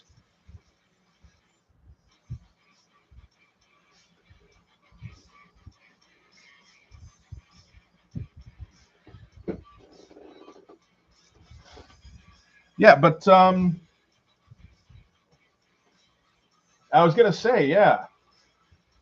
I don't know if you're Rad Art and Comics. I don't know if you're on the Discord server. There's a link in my on my page in the community area. We have a 90s comic challenge going on where we gave you a story prompt. Basically, we're riffing on Liefeld's Shadowhawk Zero story, which is the same story he always trots out whenever he has to do a one-shot involving a team. And there's a few people running with it. John there, Seclusion Studios, he's done. I think he's working on issue 2 now. We're pretty close too.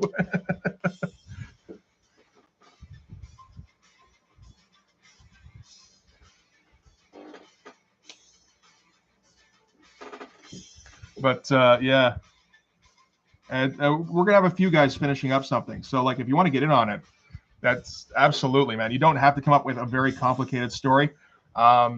If you're not sure about what kind of stuff to put in there, I got reviews up of Shadowhawk number 0, and as well as X-Force number 1, as well as, well, I mean, the first few issues of X-Force really usually have that same story.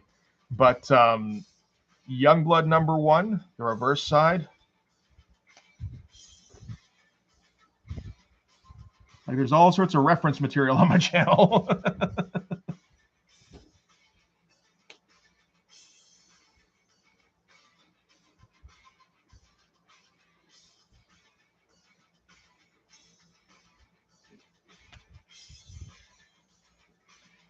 Also, there is a resource. I don't know how many you guys know this. Probably a few of you. Where is it?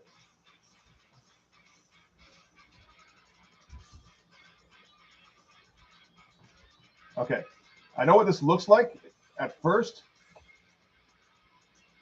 It's, as far as I can tell, comics, plural, experience. They didn't think about it before they came up with the fucking website. But that particular link is to a script archive with like a lot of pros. Like Alan Moore's got a couple in there. There's a couple of Neil Gaimans. There's Peter Davids. I think there's a Warren Ellis or two. There's a lot of guys I don't know. So, but like, you know, there's like a couple of hundred scripts in there if you want to use that as like, just I want to draw something to, you know, work on my skills or to put together submission even. Right? It's like, how the fuck did you miss that?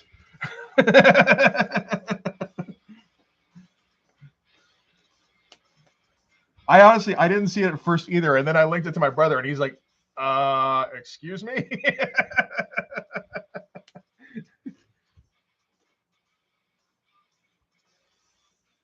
Yeah, I haven't heard much about from Raven about how far he is.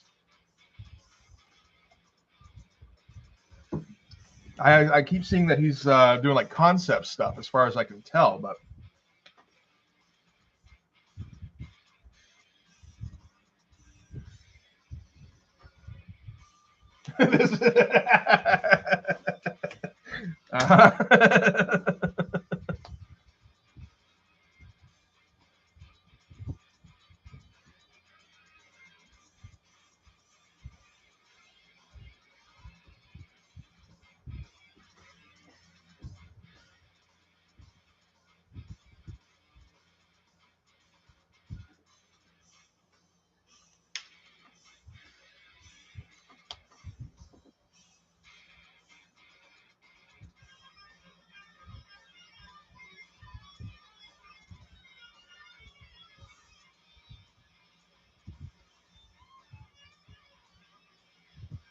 am I just gonna black this whole thing in? I feel like I'm gonna.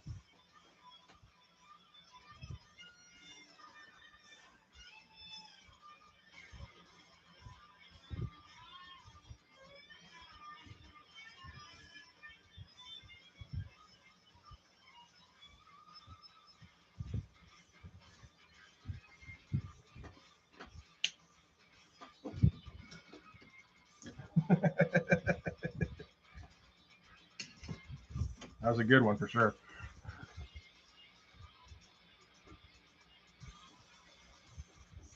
Oh, and if you're not going on the Discord, you can also get access to the challenge on my Instagram. Link there for that is also in the description in my on my YouTube page. It's probably actually in the link in the description on this particular video.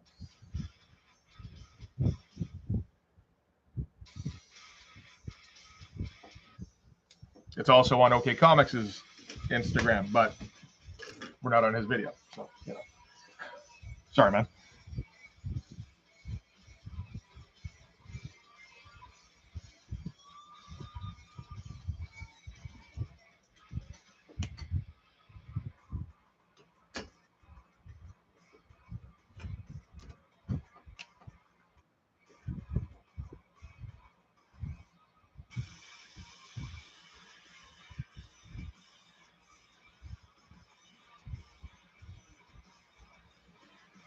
Yeah, that's all right.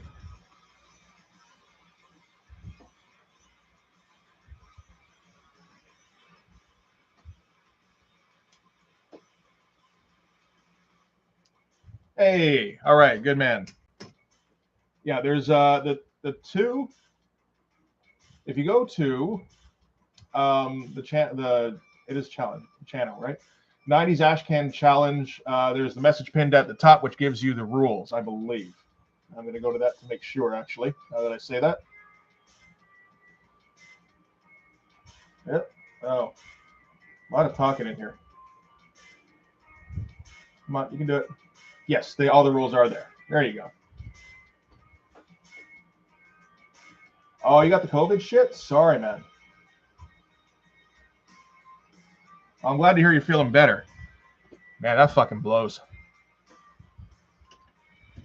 I assume we've all had it at some point or another.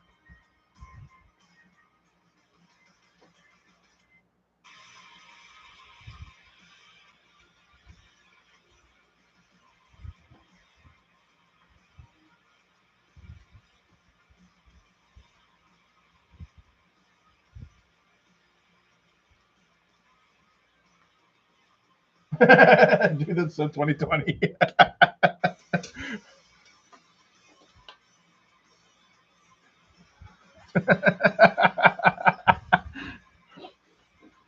No sympathy.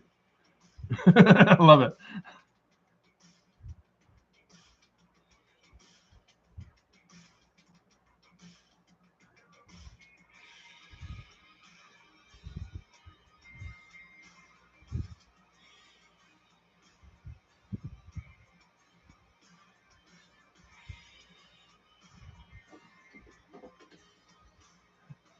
The retro, exactly. That's what we're all about here. We're bringing back bird flu next.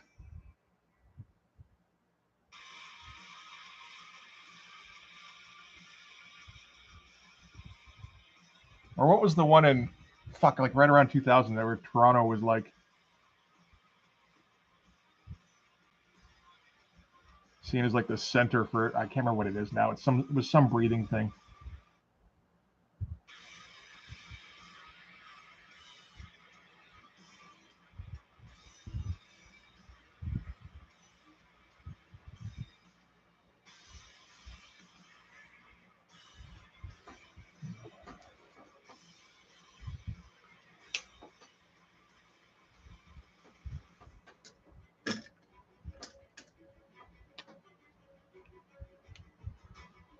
Oh, was that? Did they turn that into bird flu? That's not a great idea. Just to like pick a thing that will very quickly be thought of as quaint. You know.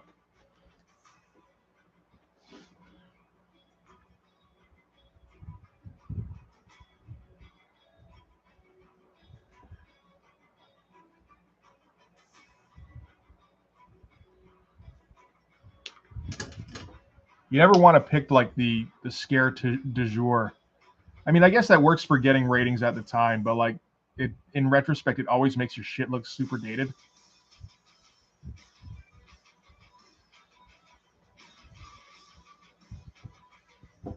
Where like it's like the world was wiped out by mad cow disease. It's like what? How?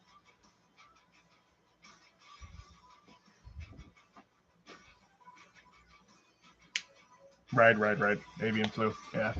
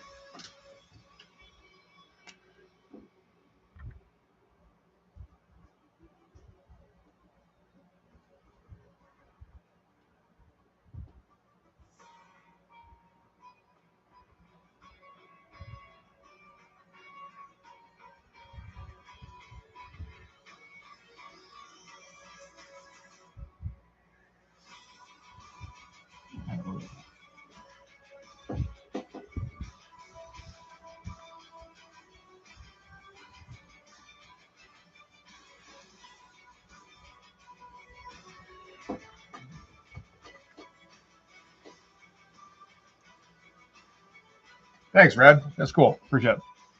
I I don't post to Instagram, just so you know, like almost ever. That's a me problem. I'm working on it.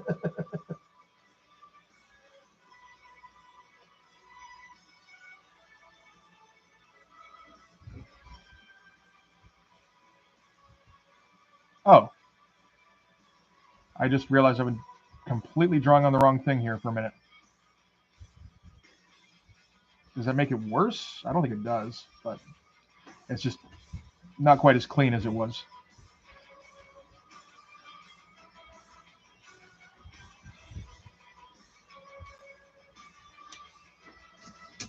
I think I'm gonna wipe them out anyway.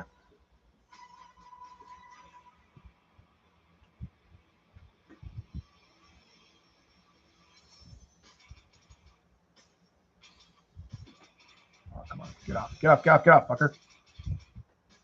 Little crusties on these fucking whiteout pens. Every once in a while, just fucking break my brain.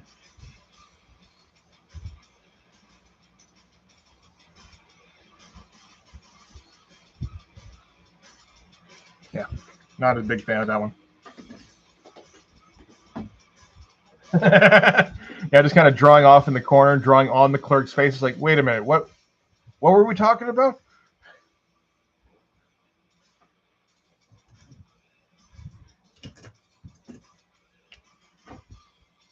No, not the 08. Where's the 02 gone? There we go.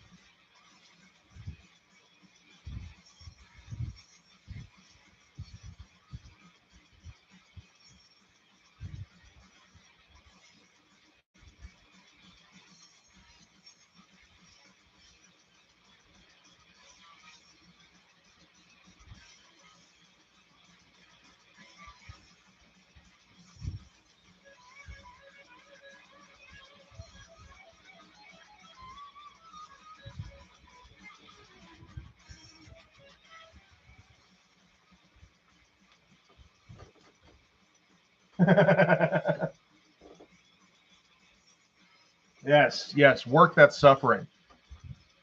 And actually, thinking about it, I should make the. I don't know if anybody gives a shit, but I'll put the live stream playlist I've got as public.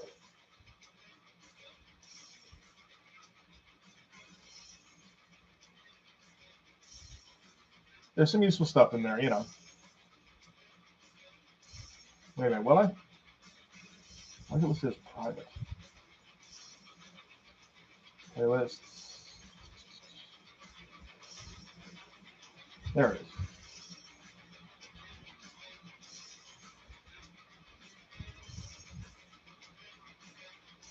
There we go. So, yeah.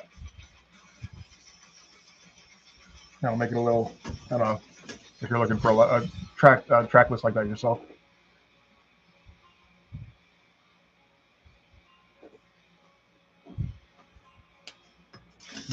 03.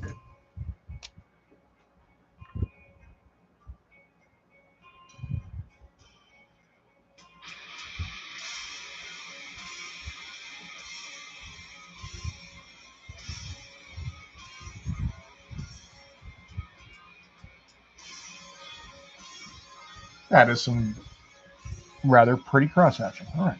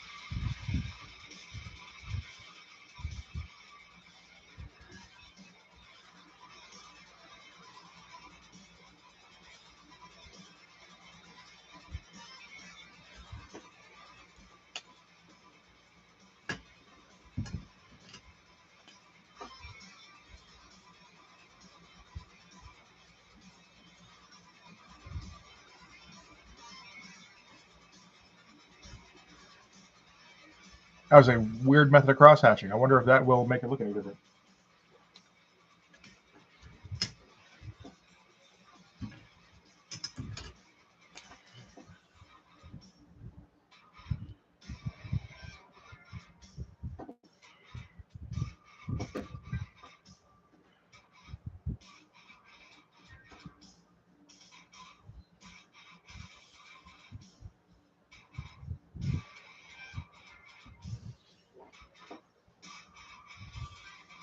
Just keep doing more of this kind of tech method, I guess.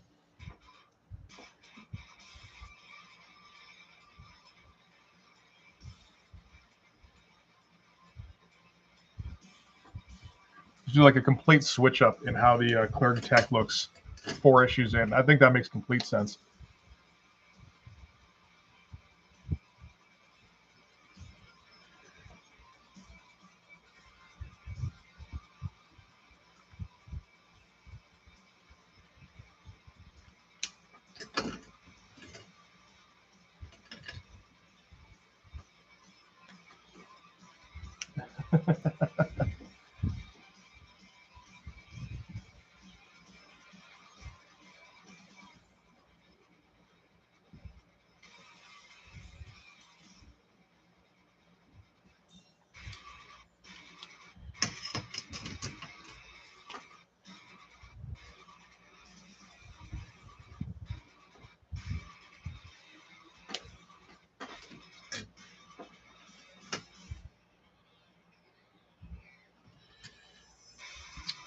Let's see here.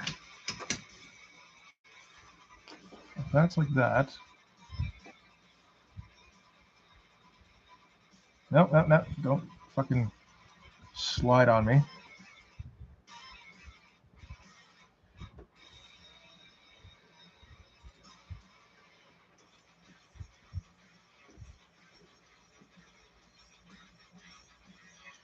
Yeah.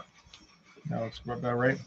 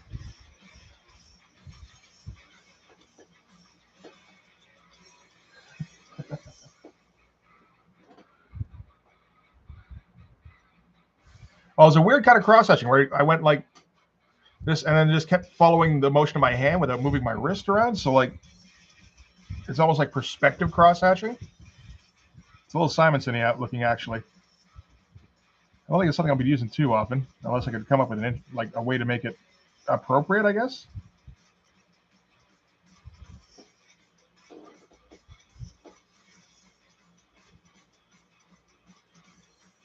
Oh, and this one here? No, yeah, no, I guess that would be cute. This is just the captain marching across the bridge here, I guess, and reaching over one of the tech's shoulders and just doing the working the machine himself.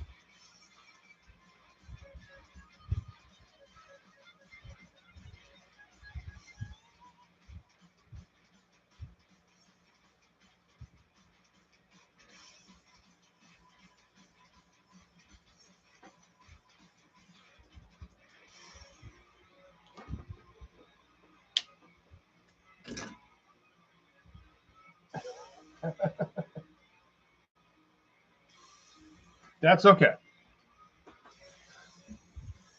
I mean, if you see it or don't, I think the comic's going to be reasonably legible legible, not pronounceable either way. And if it's not, oh well. I'm on fucking issue 4. That's kind of where I'm at right now. It's like, you know, that's okay. Much further along than I expected. So mistakes are allowed.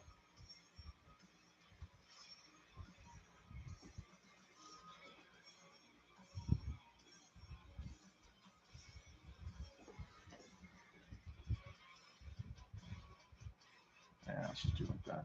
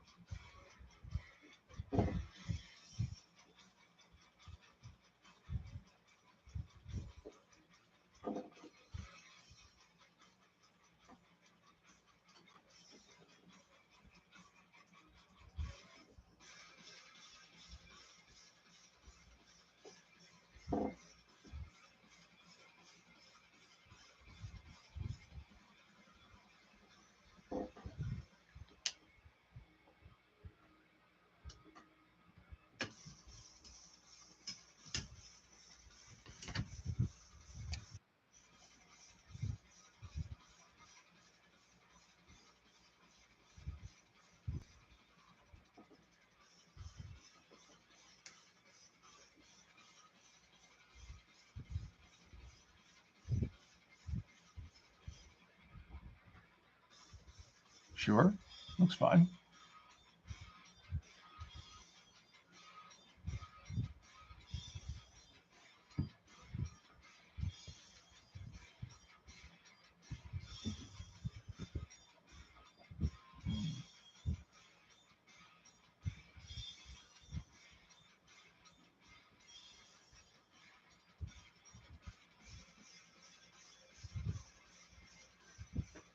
You know, we gotta be careful not to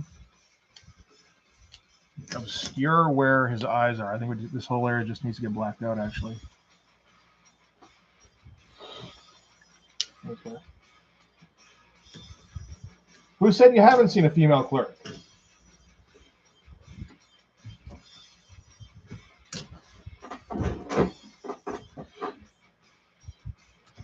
I'm just going to leave that hanging.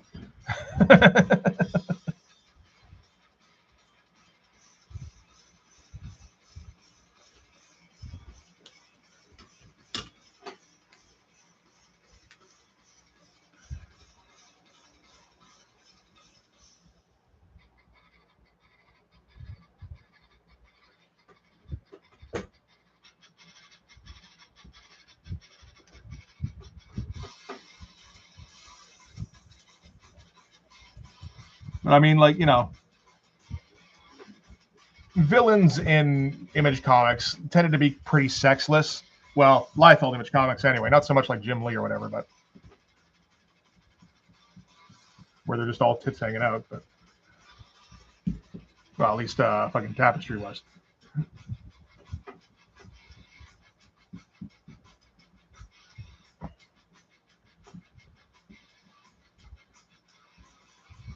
I don't feel like anybody's genitals really needs to be a topic of discussion in this comic. So, you know, gender just won't come up.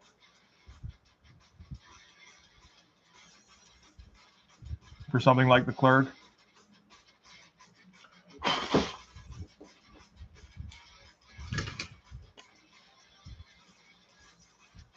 And we will not be pursuing romantic subplots of any kind in the comic unless I can make it funny, which is like, it's an if.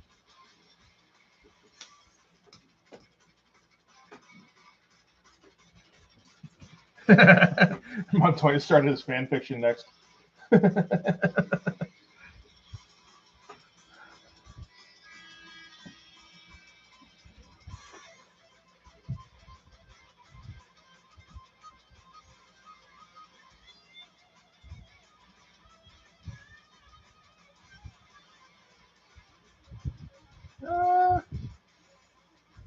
Yeah.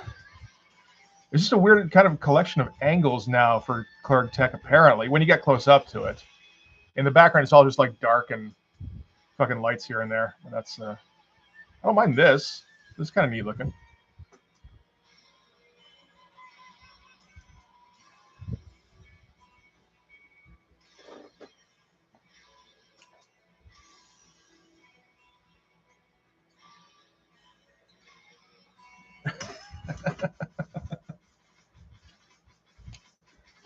I take it that's the Inside Out thing.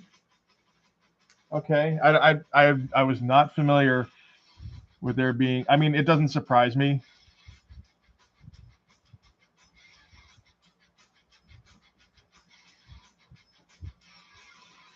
I think, if any of us are ever surprised by internet porn, then we should probably just like give it up. We're not ready for this century.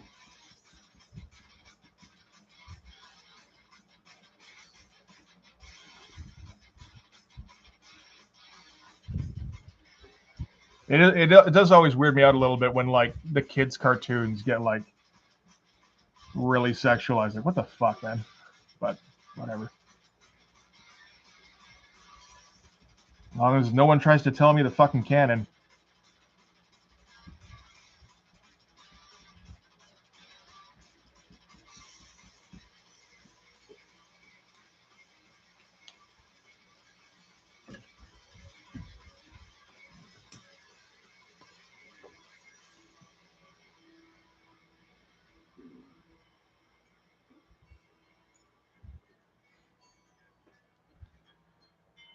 Yeah, that is something I have not considered. Once Blood Force gets insanely popular, as it is bound to do, yeah, there is going to be some Clerg Rule 34 shit out there. I'm just going to have to try and avoid it, I think.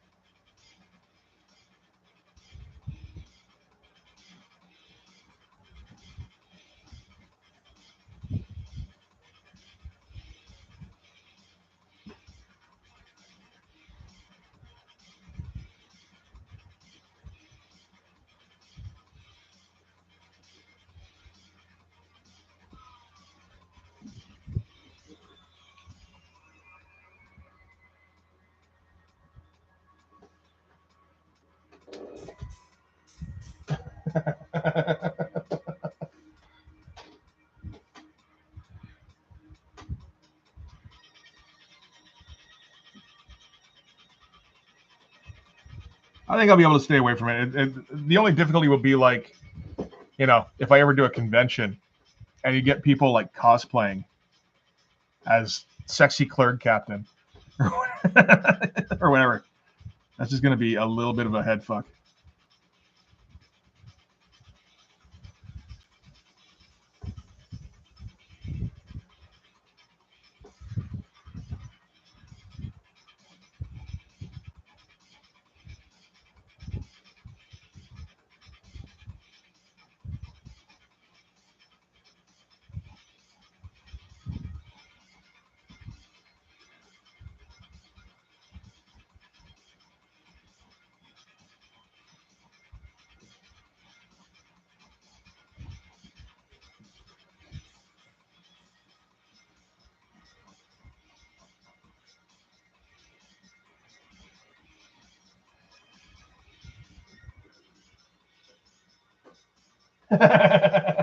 Stuff the publishing comics experience. Yep.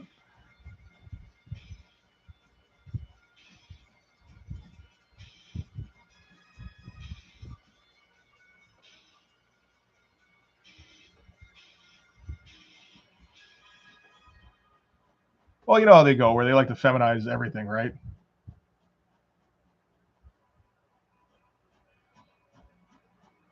I'm sure people have cosplayed as like sexy female Nightcrawler or sexy female Wolverine, like Logan Wolverine, not whatever the other one is.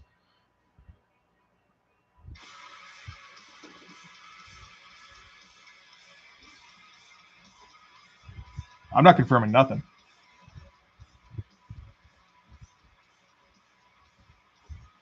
Eventually, I may confirm that the Clerg reproduced through mitosis.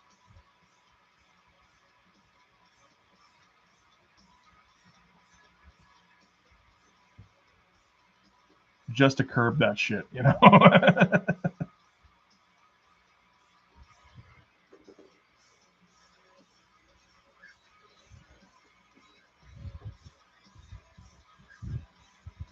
We're talking about this panel here, the polar bear in a snowstorm, because it's I'm working up to filling it in, like building myself up. How far into this are we? 2.5 hours? Yep. I can't back out on it before I don't think we can finish the stream. So.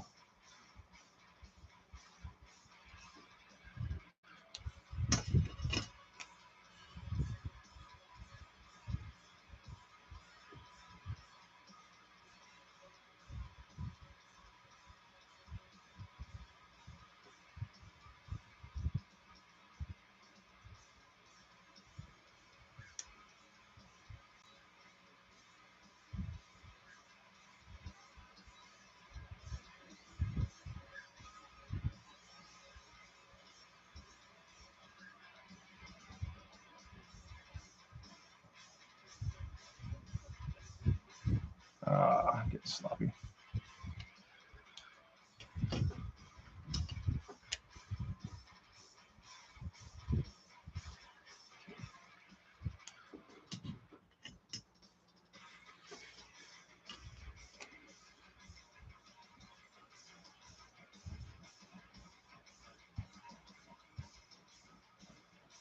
This is the thing. I know what I'm doing on this roughly. I don't know what I'm putting in the screen. So the screen goes last, you know?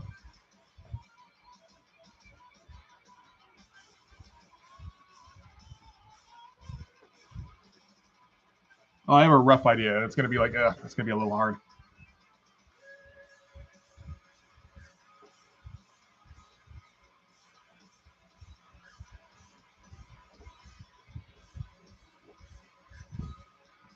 Might still only take me like 45 minutes, so if we're lucky. Hand cramps.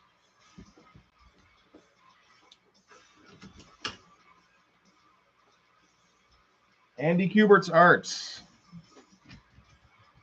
Anybody want to go?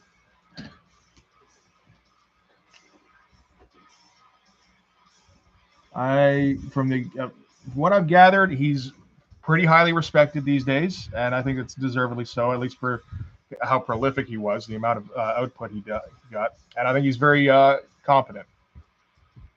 And I hate his finish, or at least I did in the 90s.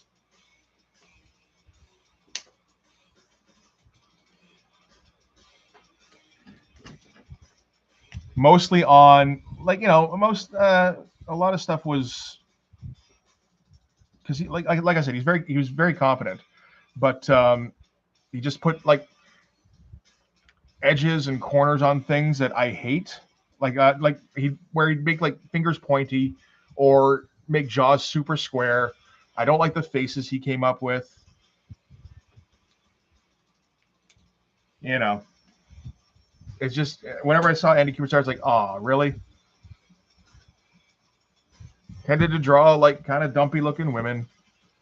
It's never a good thing when you're 16 or whatever and trying to find pseudo porn in a comic.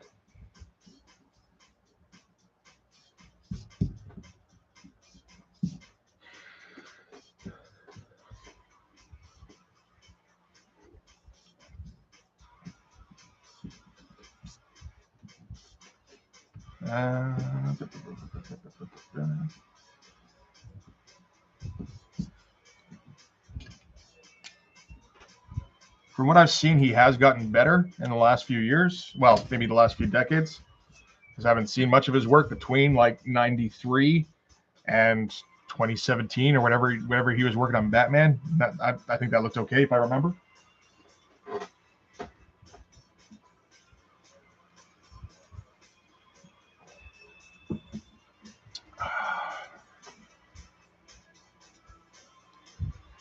Okay.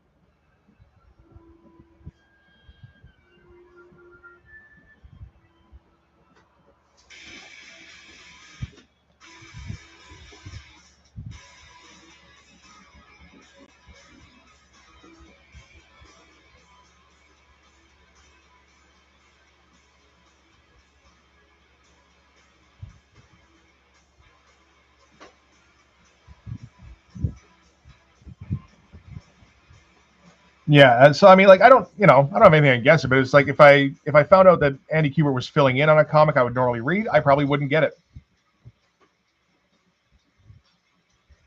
It's like, nope. Like, he filled in on Wolverine a couple of times. Like, no, thank you. Filled in on Ghost Rider. No, not interested. Stop buying X-Men when he became the main artist on that.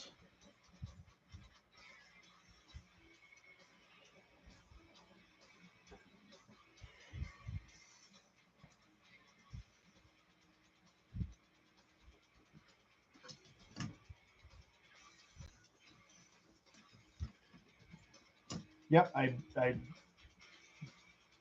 didn't like the teeny tiny eyes. I only know the masterful works of Liefeld.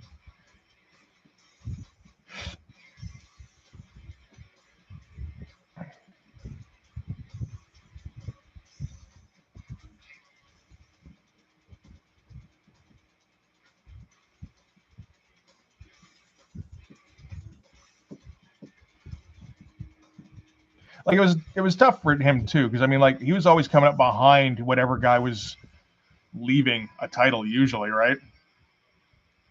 He's like the one loyal guy.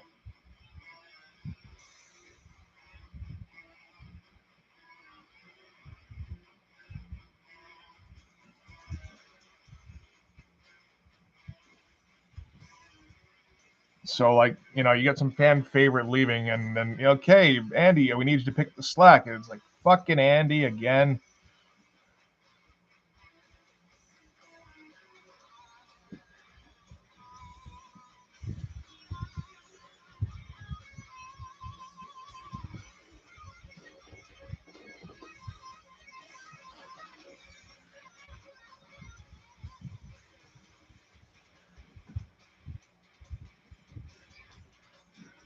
Do one like that. No, I don't think so. I think that is the best way to go.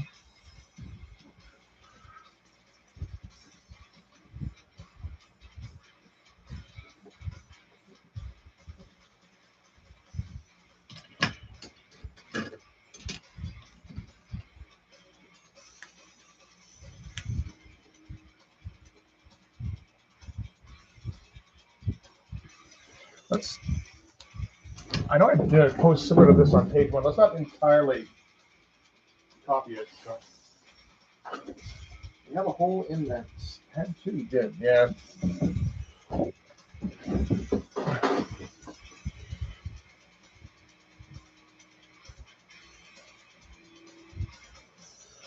little hard to tell, but yeah, we don't want to necessarily make people think this is the exact same guys from the beginning. It's like, oh, he just killed one guy.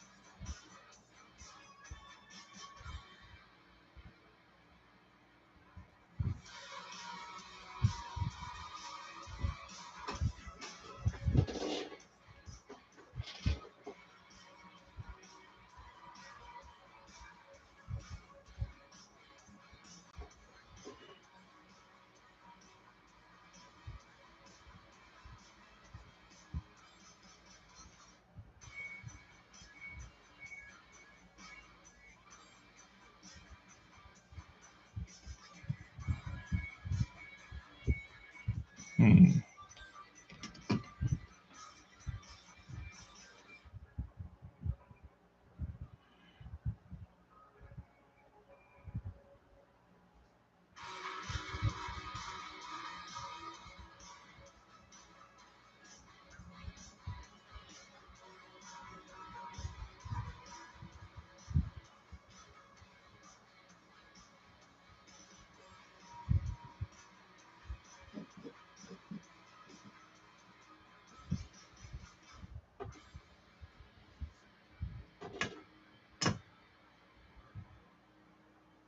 I am actually going to review Age of Apocalypse. I got it scheduled for a couple months from now, actually. Uh, I'm not planning to do all of it, though.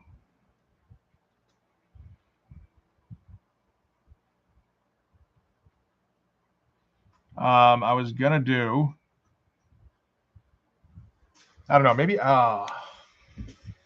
see, the thing is, maybe it would be a good idea to do them as, like, a video for a 4-issue series.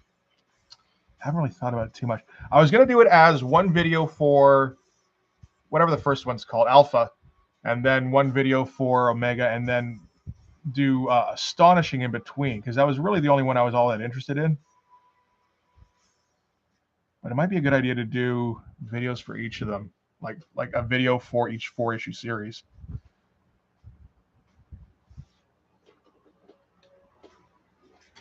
It would mean buying a lot more comics, but I don't think they'd be super expensive.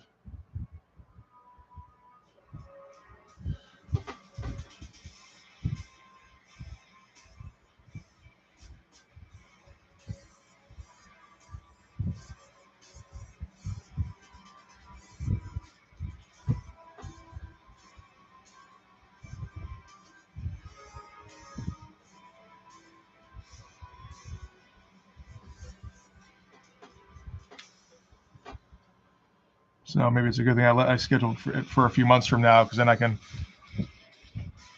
pick up the ones I'm missing.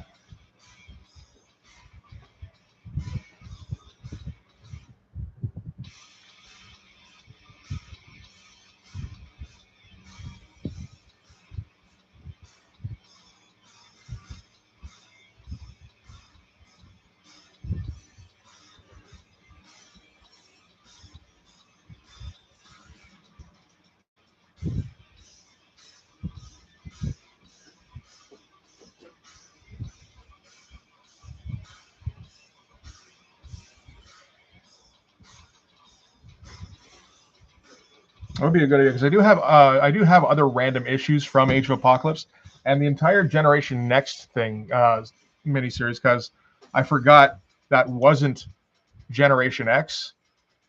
you know, it's like, oh yeah, the Generation X by Chris Bachalo. Yes, that's absolutely the thing I want to get. I want to get the first issues of that.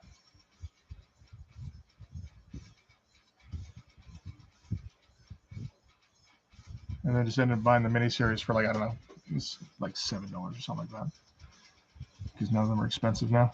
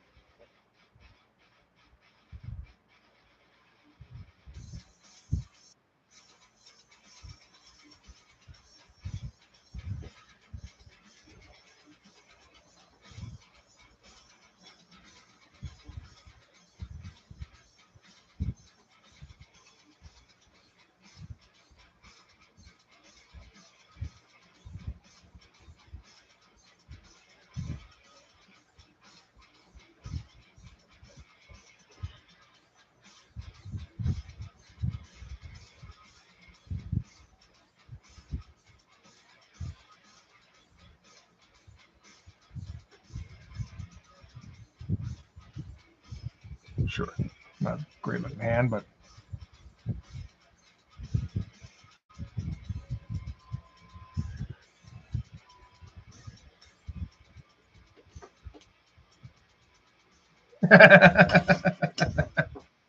I don't remember exactly. It might have been $5.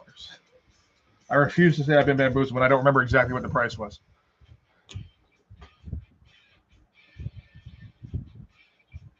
LA03, yeah.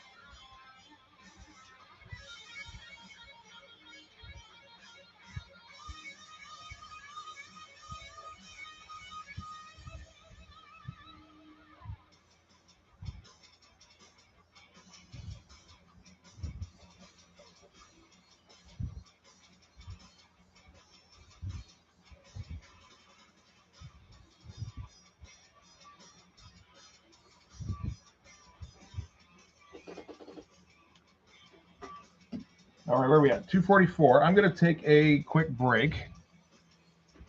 I can use the bathroom and all that shit. And then come back and see if we can finish this panel, and then that ought to do it for the day.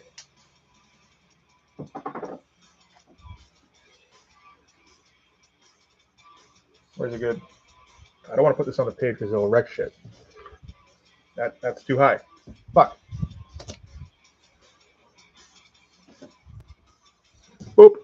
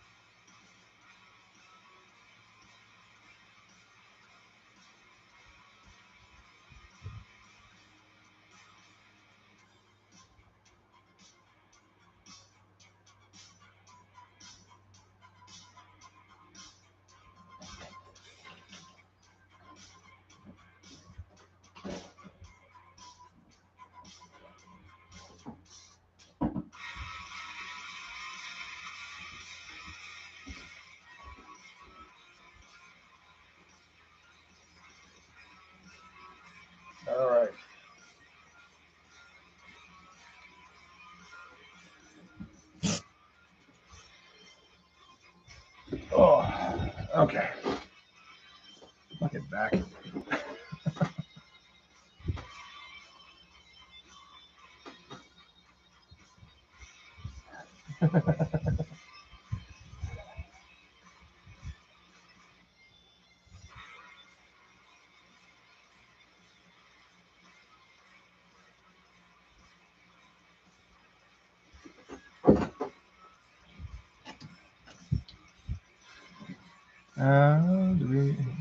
It's a little smaller than that.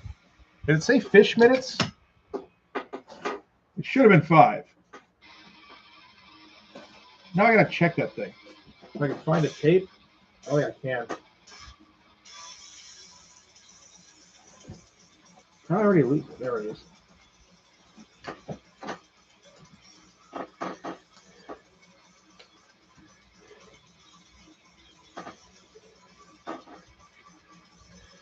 Oh, that is never getting unraveled. Oh, there we go.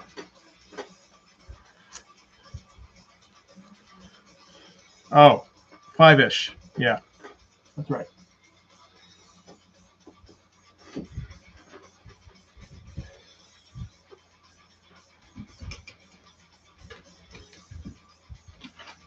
What the fuck do these guns look like from this perspective?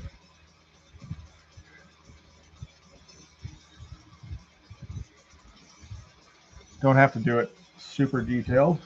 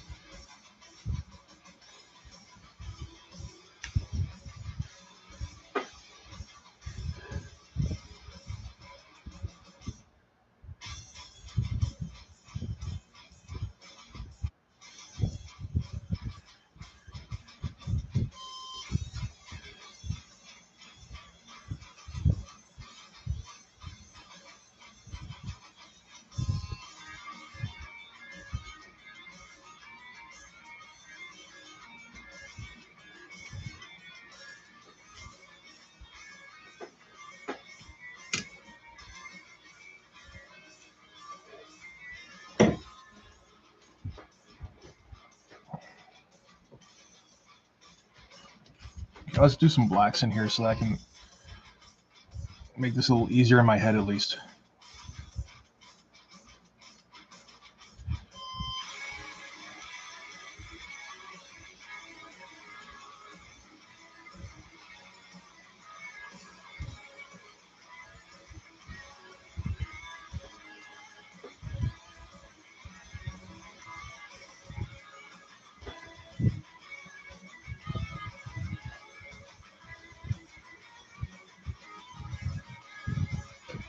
Oh, that really didn't do much, did it?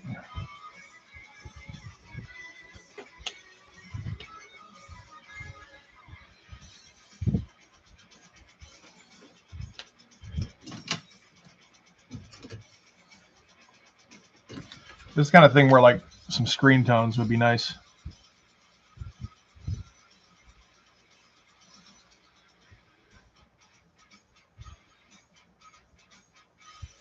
Uh-oh. I'm having trouble focusing now.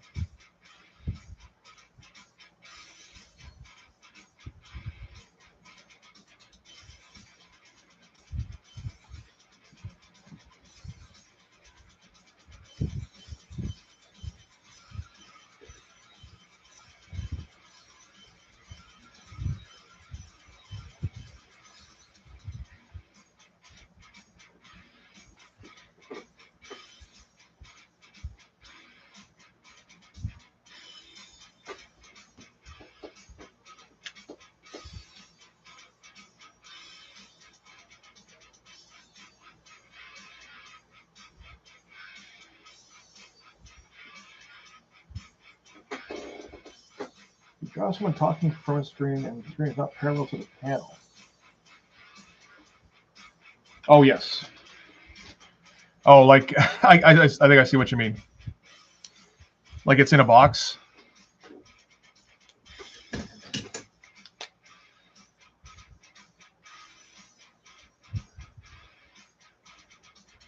You know, I had a page that did that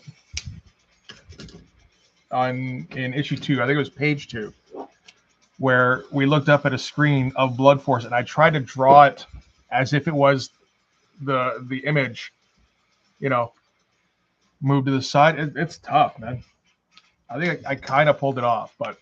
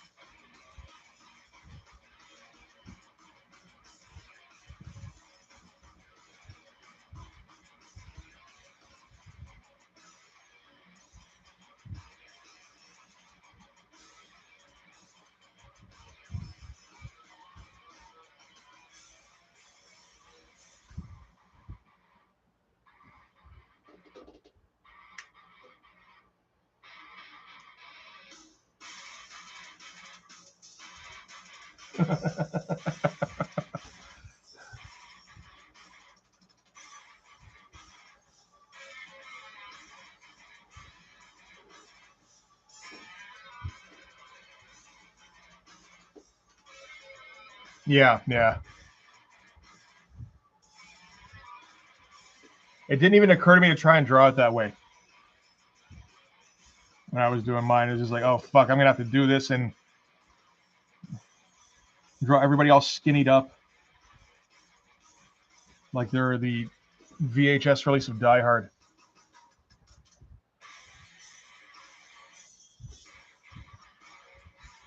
Non-letterboxed, of course.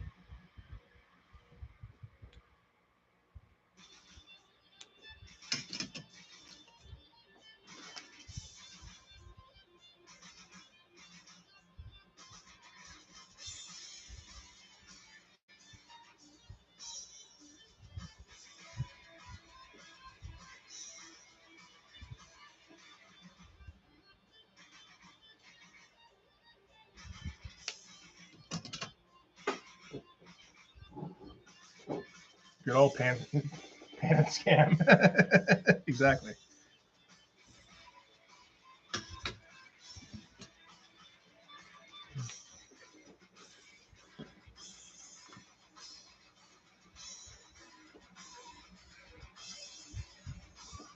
All right, first time seeing letterbox stuff and like blowing me away. Just like, wait, there's another part of this scene that I missed.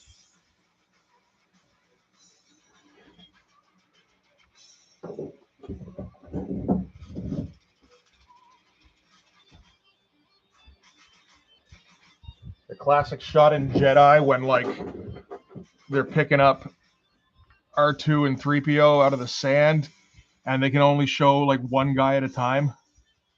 So they got to start with, I think it's R2, and then move over to 3PO.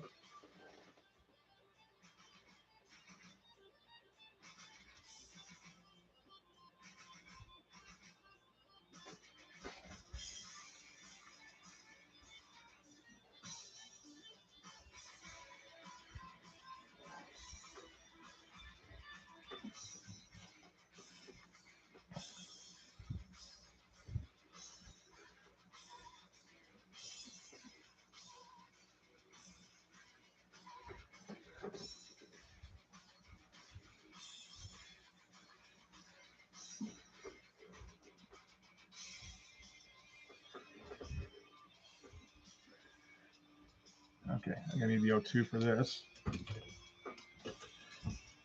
This is gonna be fucking messy.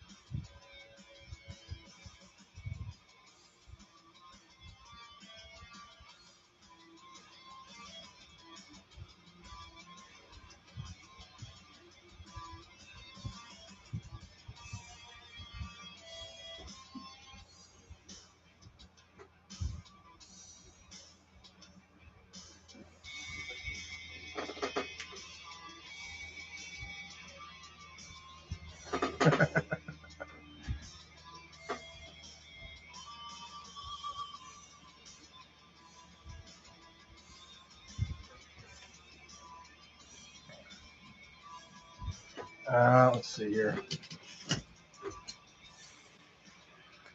Let's black this up a little bit.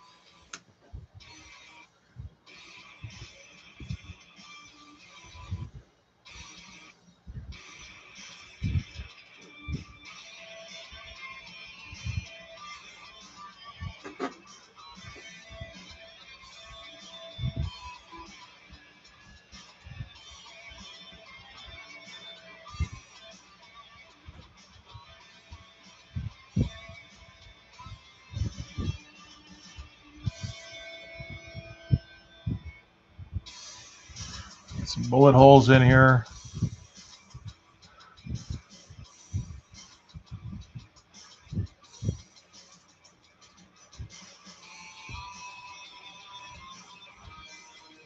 Because as much as Popo would like to be silent, it tends not to actually happen so much.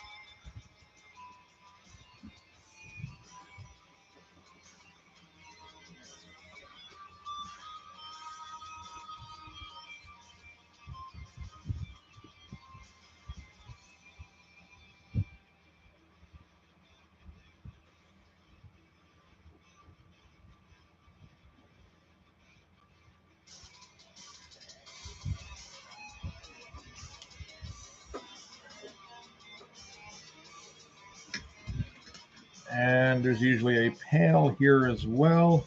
There's my O3. Why all of them with the fucking writing side up?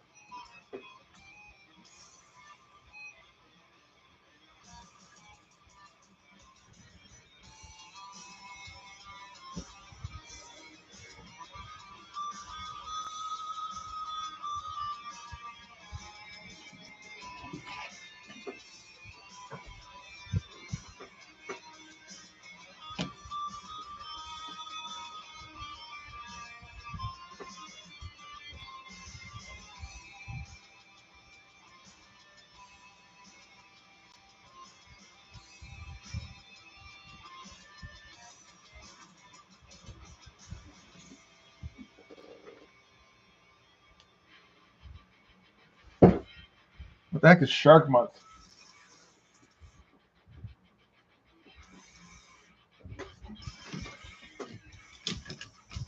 Is that different from Shark Week?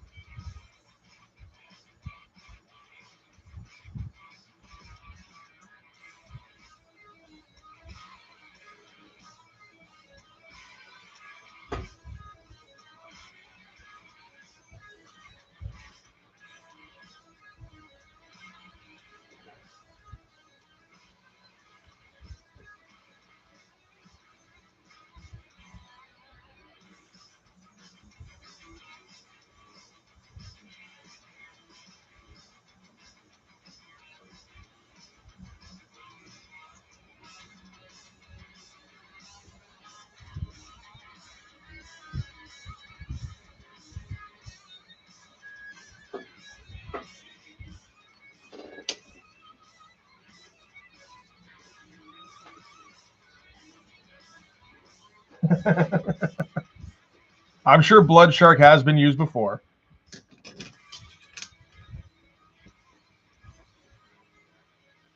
That's one of the worst things about coming up with parody comics. It's trying to come up with something that nobody's come up with before, or that very few people have come up with before anyway.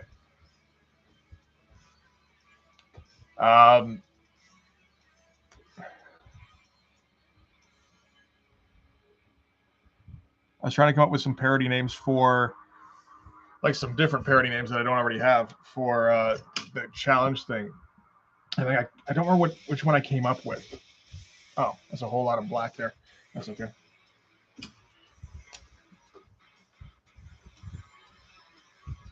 There's a fucked up door anyway. And like found it on one thing. I was like, I could probably still use it, and then found it on like 5 other things. Like, no, they're gonna think I'm referencing this.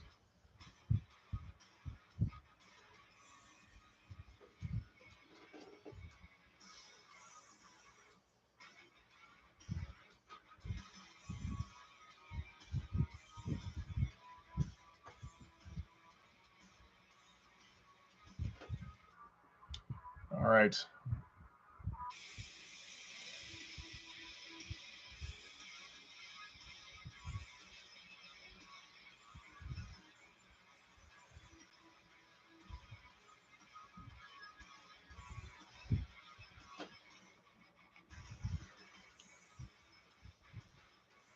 Now all of it got smudged, eh?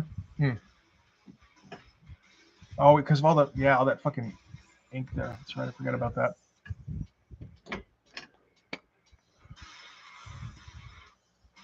Go using the fucking Pentel and then go smudge my hand all over it afterwards. That's smart.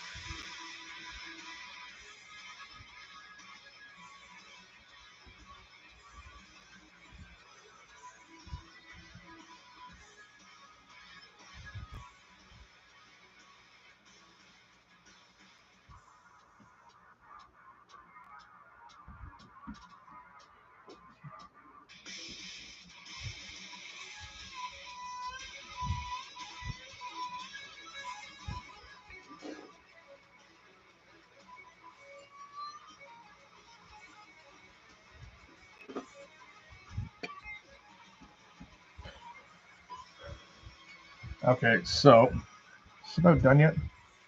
I don't think so. Maybe. All right. One last great for the day. What's that? How long are we going? Ah, yeah, I got plenty of time.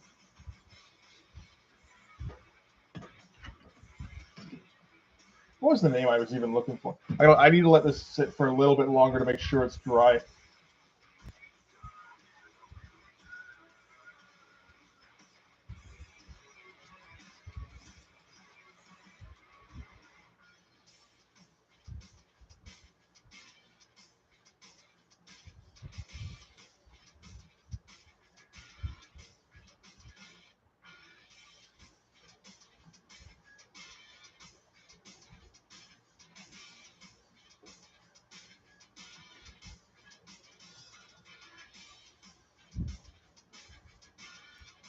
You know, I'm just on the internet way too fucking much.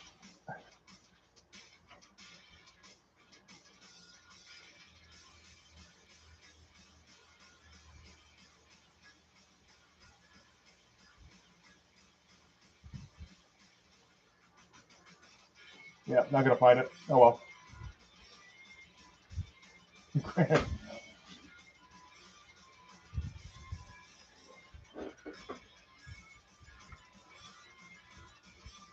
So we want to have that going out like that, basically, and then have them come out a bit, because there's a bit of perspective going on.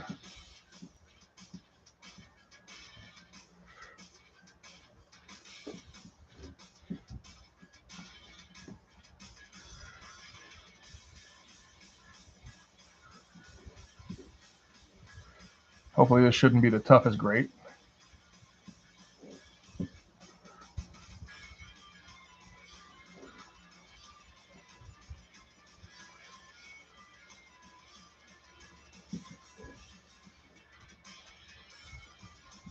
Not taking up a whole lot of the page, at least.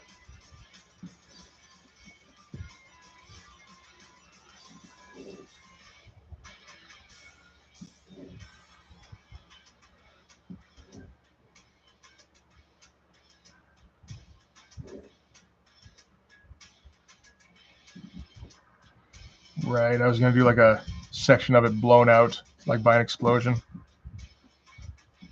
which was also an excuse to draw less grates.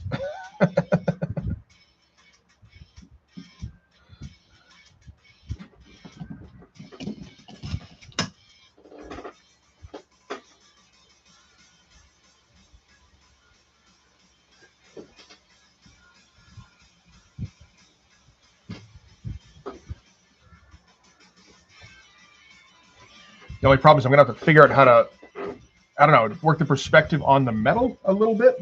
Not too much, I don't think, but just a bit. We need to be constantly upping our grate game, I feel like.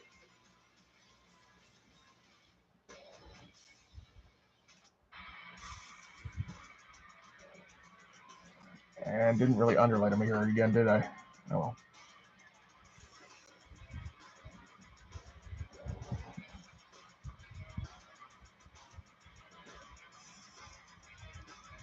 Let's get a little bit of tape on the side here, because I feel like I'm going to go over the panel border fairly often.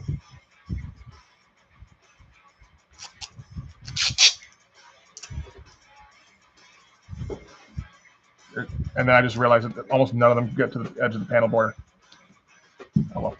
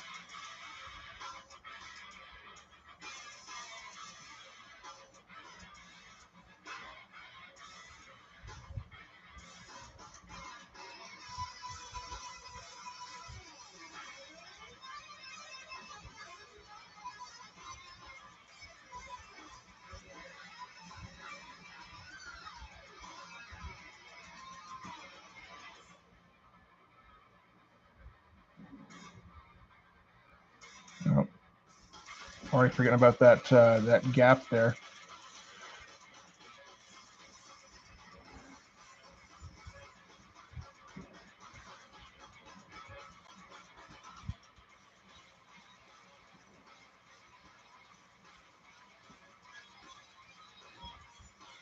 These ones feel pretty wide.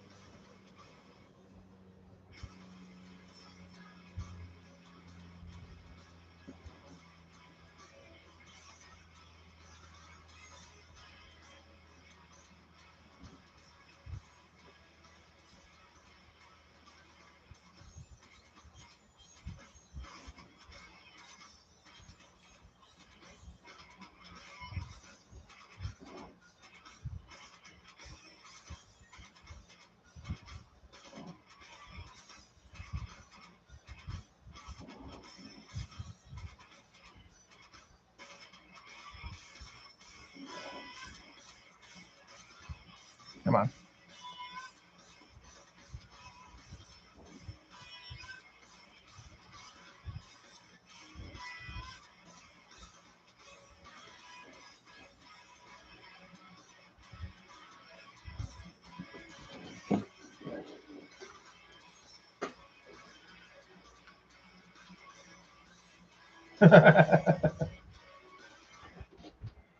Maybe the explosion looks like a shark. Sure. You can interpret it that way if you wish.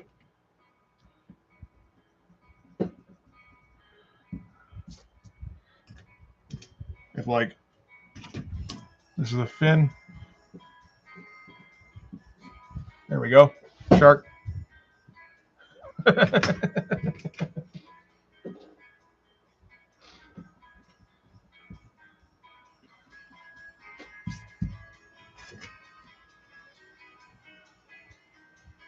Now, how are we doing these cross lines? That.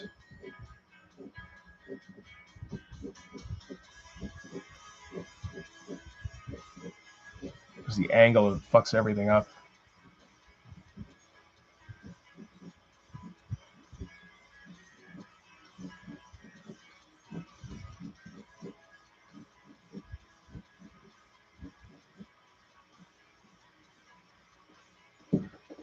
Looks about right. I just put like some tubes or something underneath.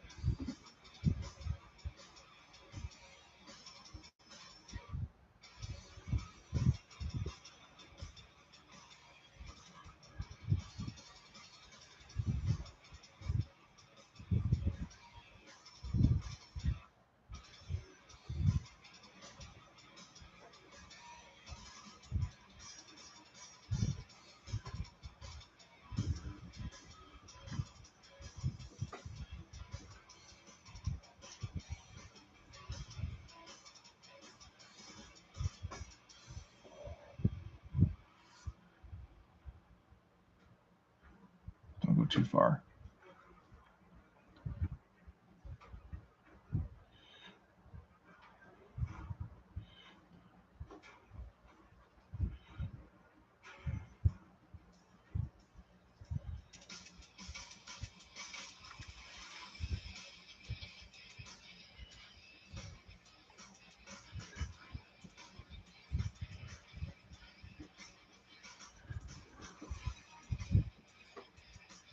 Oh, that should go. I'll have to wipe that thing out, I think. Oh, fuck. That was too close.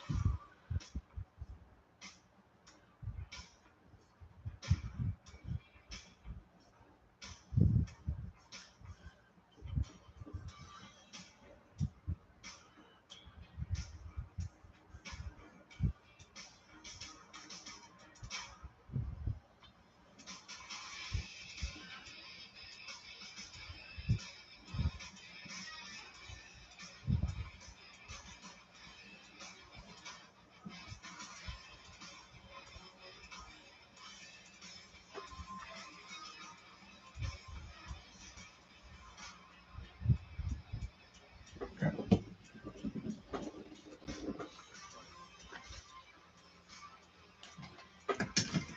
Now,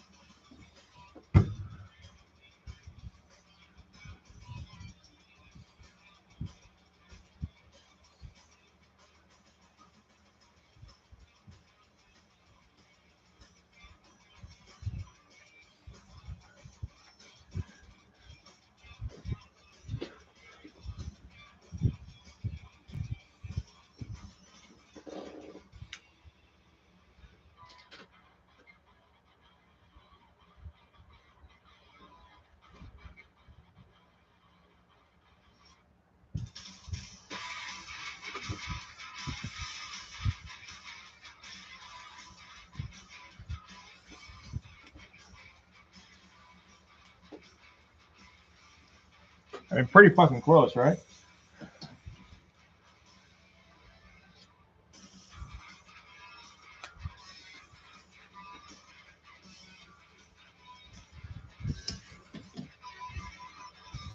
Okay, good idea. Just like make the screen like 480p. So, oh, there's no detail on this screen.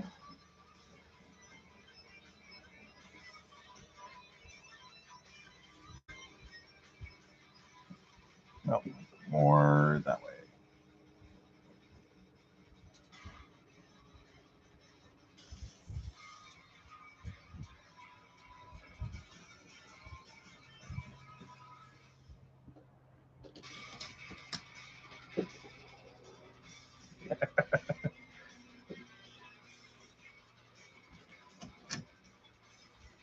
It's a little late now. Unfortunately, the clerk have extremely good high def technology.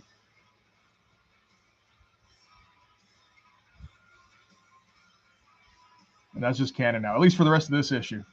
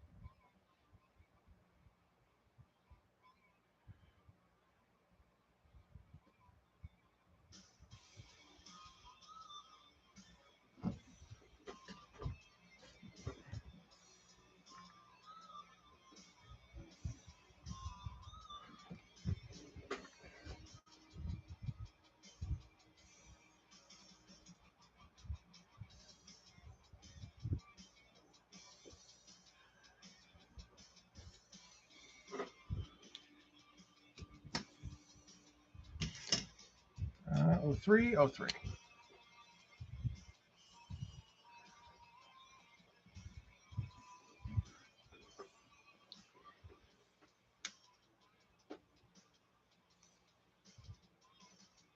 an interesting idea, the tracing paper thing. I'm okay with this. I don't think we're going to be seeing clerk monitors again anytime soon. So in this issue, at least, and by the time next issue rolls around, it'll all be long forgotten, at least by me.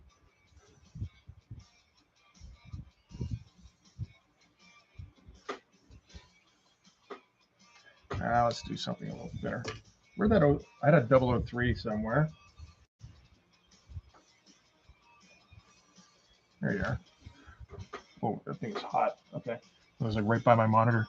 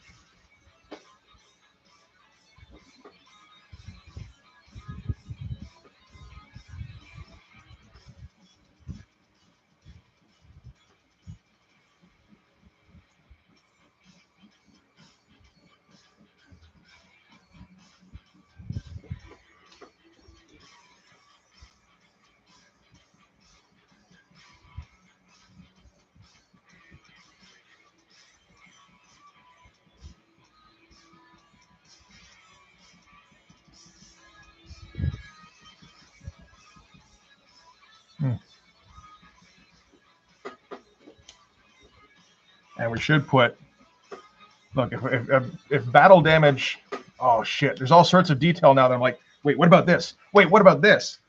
There should be battle damage on the pipes because they got revealed by this shit. And there should also be shadows from the grates on the pipes.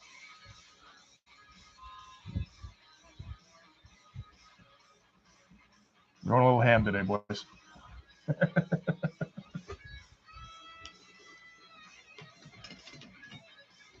Let's see here.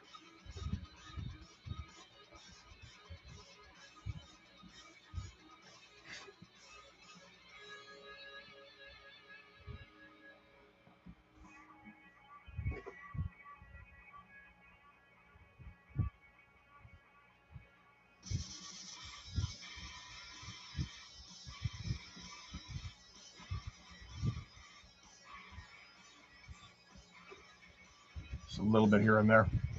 Maybe do a little bit more cross-hatching underneath here. Oh yeah, and we're seeing every fucking detail.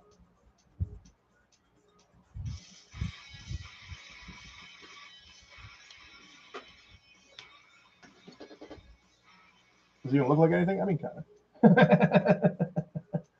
of. But anyway, that's that page done. It's a good shit. Right at the 3:30 mark. We want to work on this a little bit more.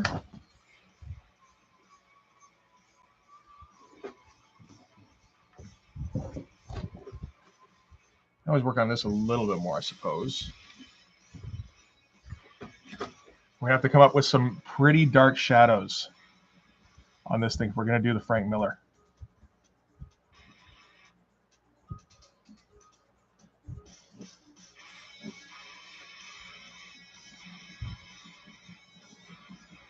And no rendering. Don't forget.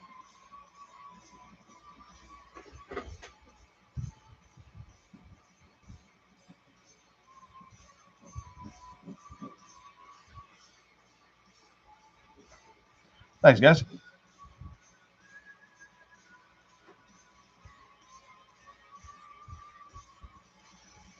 I'm trying to think if I can get this looking like the bit from the end of the first Sin City story where Marv is like trapped in the bathroom and all that, because that was like an all white room.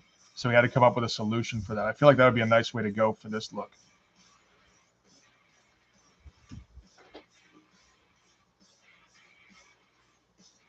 Of course, there's always extreme wind.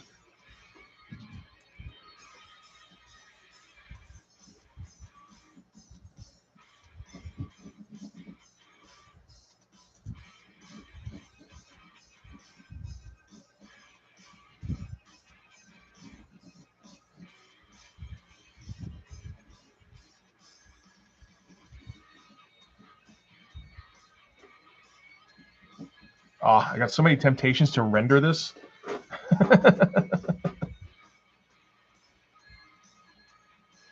It's like, hatch, hatch, hatch, hatch. No, stop. What are you doing?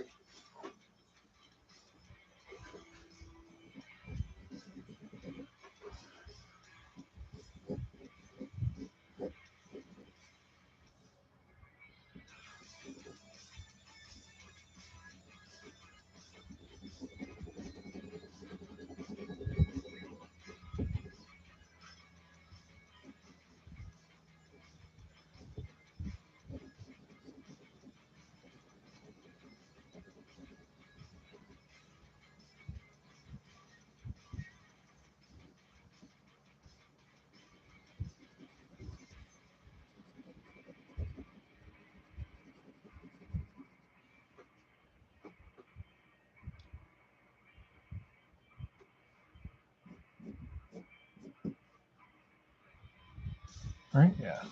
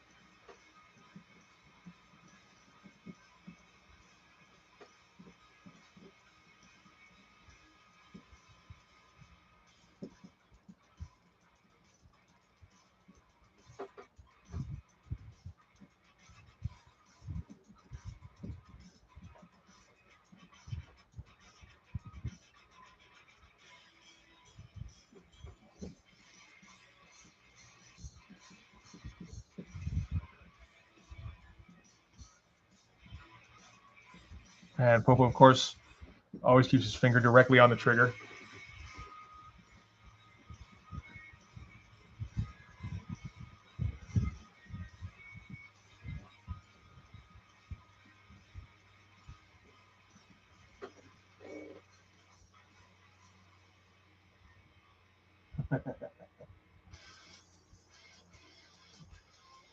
Oh, that's not a bad idea. Just showing a dead clerk with a sword stuck in him at some point.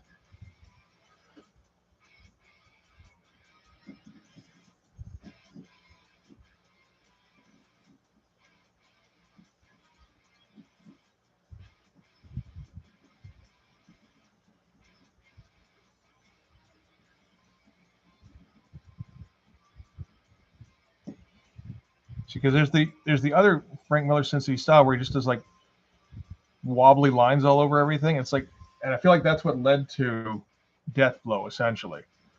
I think I want to try and avoid that if I can. So yeah, I gotta like check out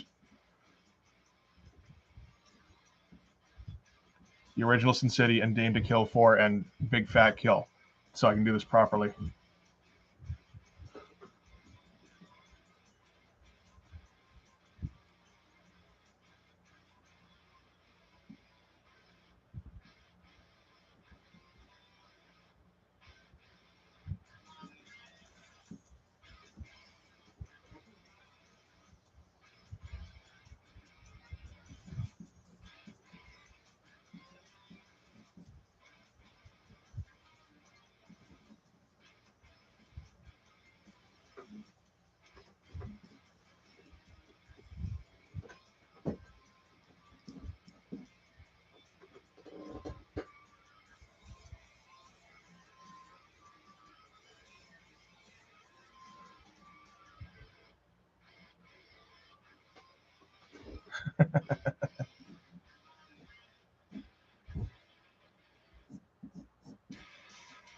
I'm trying to remember the last time I heard Guyver.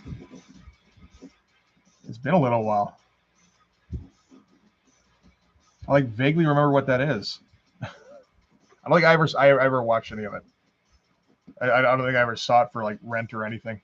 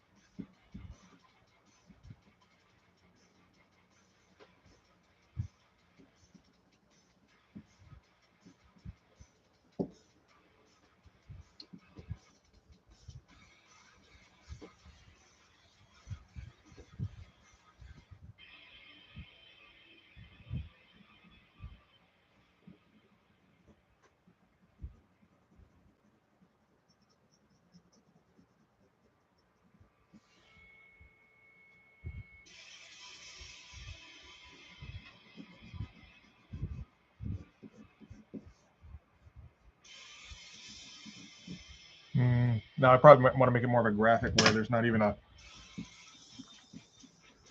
intersection between the two.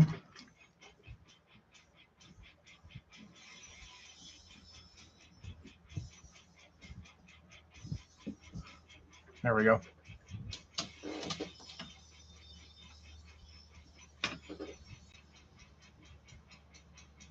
Be interesting drawing the clerk with that style. That's I wouldn't even know how to start with that.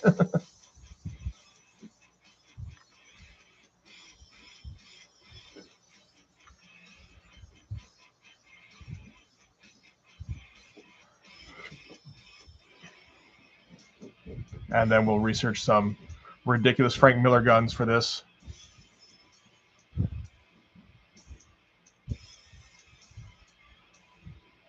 Something like that. I don't know.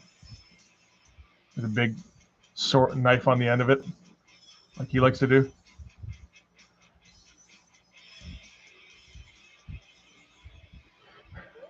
That never made any sense.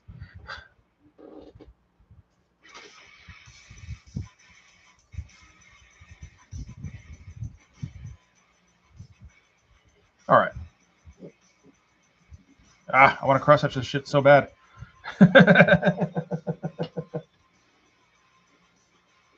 No, I know. That's the thing. I mean, like, he's already doing a shitty job of sneaking up on him because, like, this is the corner that he's hiding around. Meanwhile, he's like hanging half out here. You know?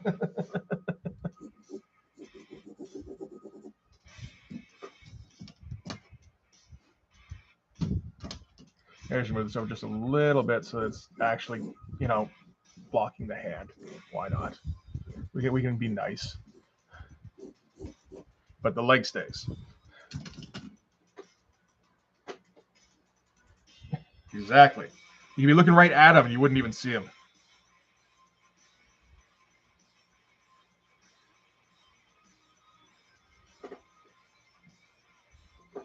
And then, I'm going to have to come up with some kind of grid or something for him to be standing up against.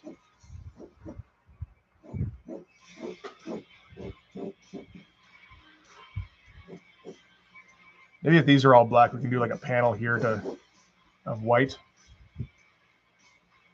I don't know, something like that. If these are mostly black, I don't know that they are though. Is the thing. So it'd be nice to have this like breaking up the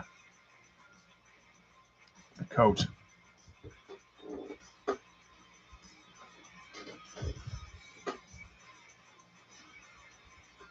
Anyway, here, let's put that center frame so that the capture can make that the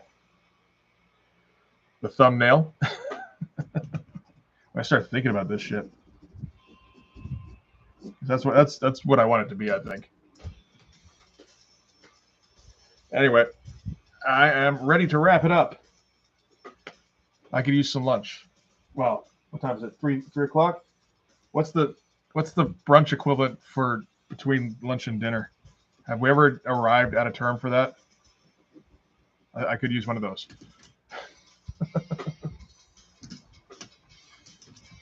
Yeah, just lunch. Yeah.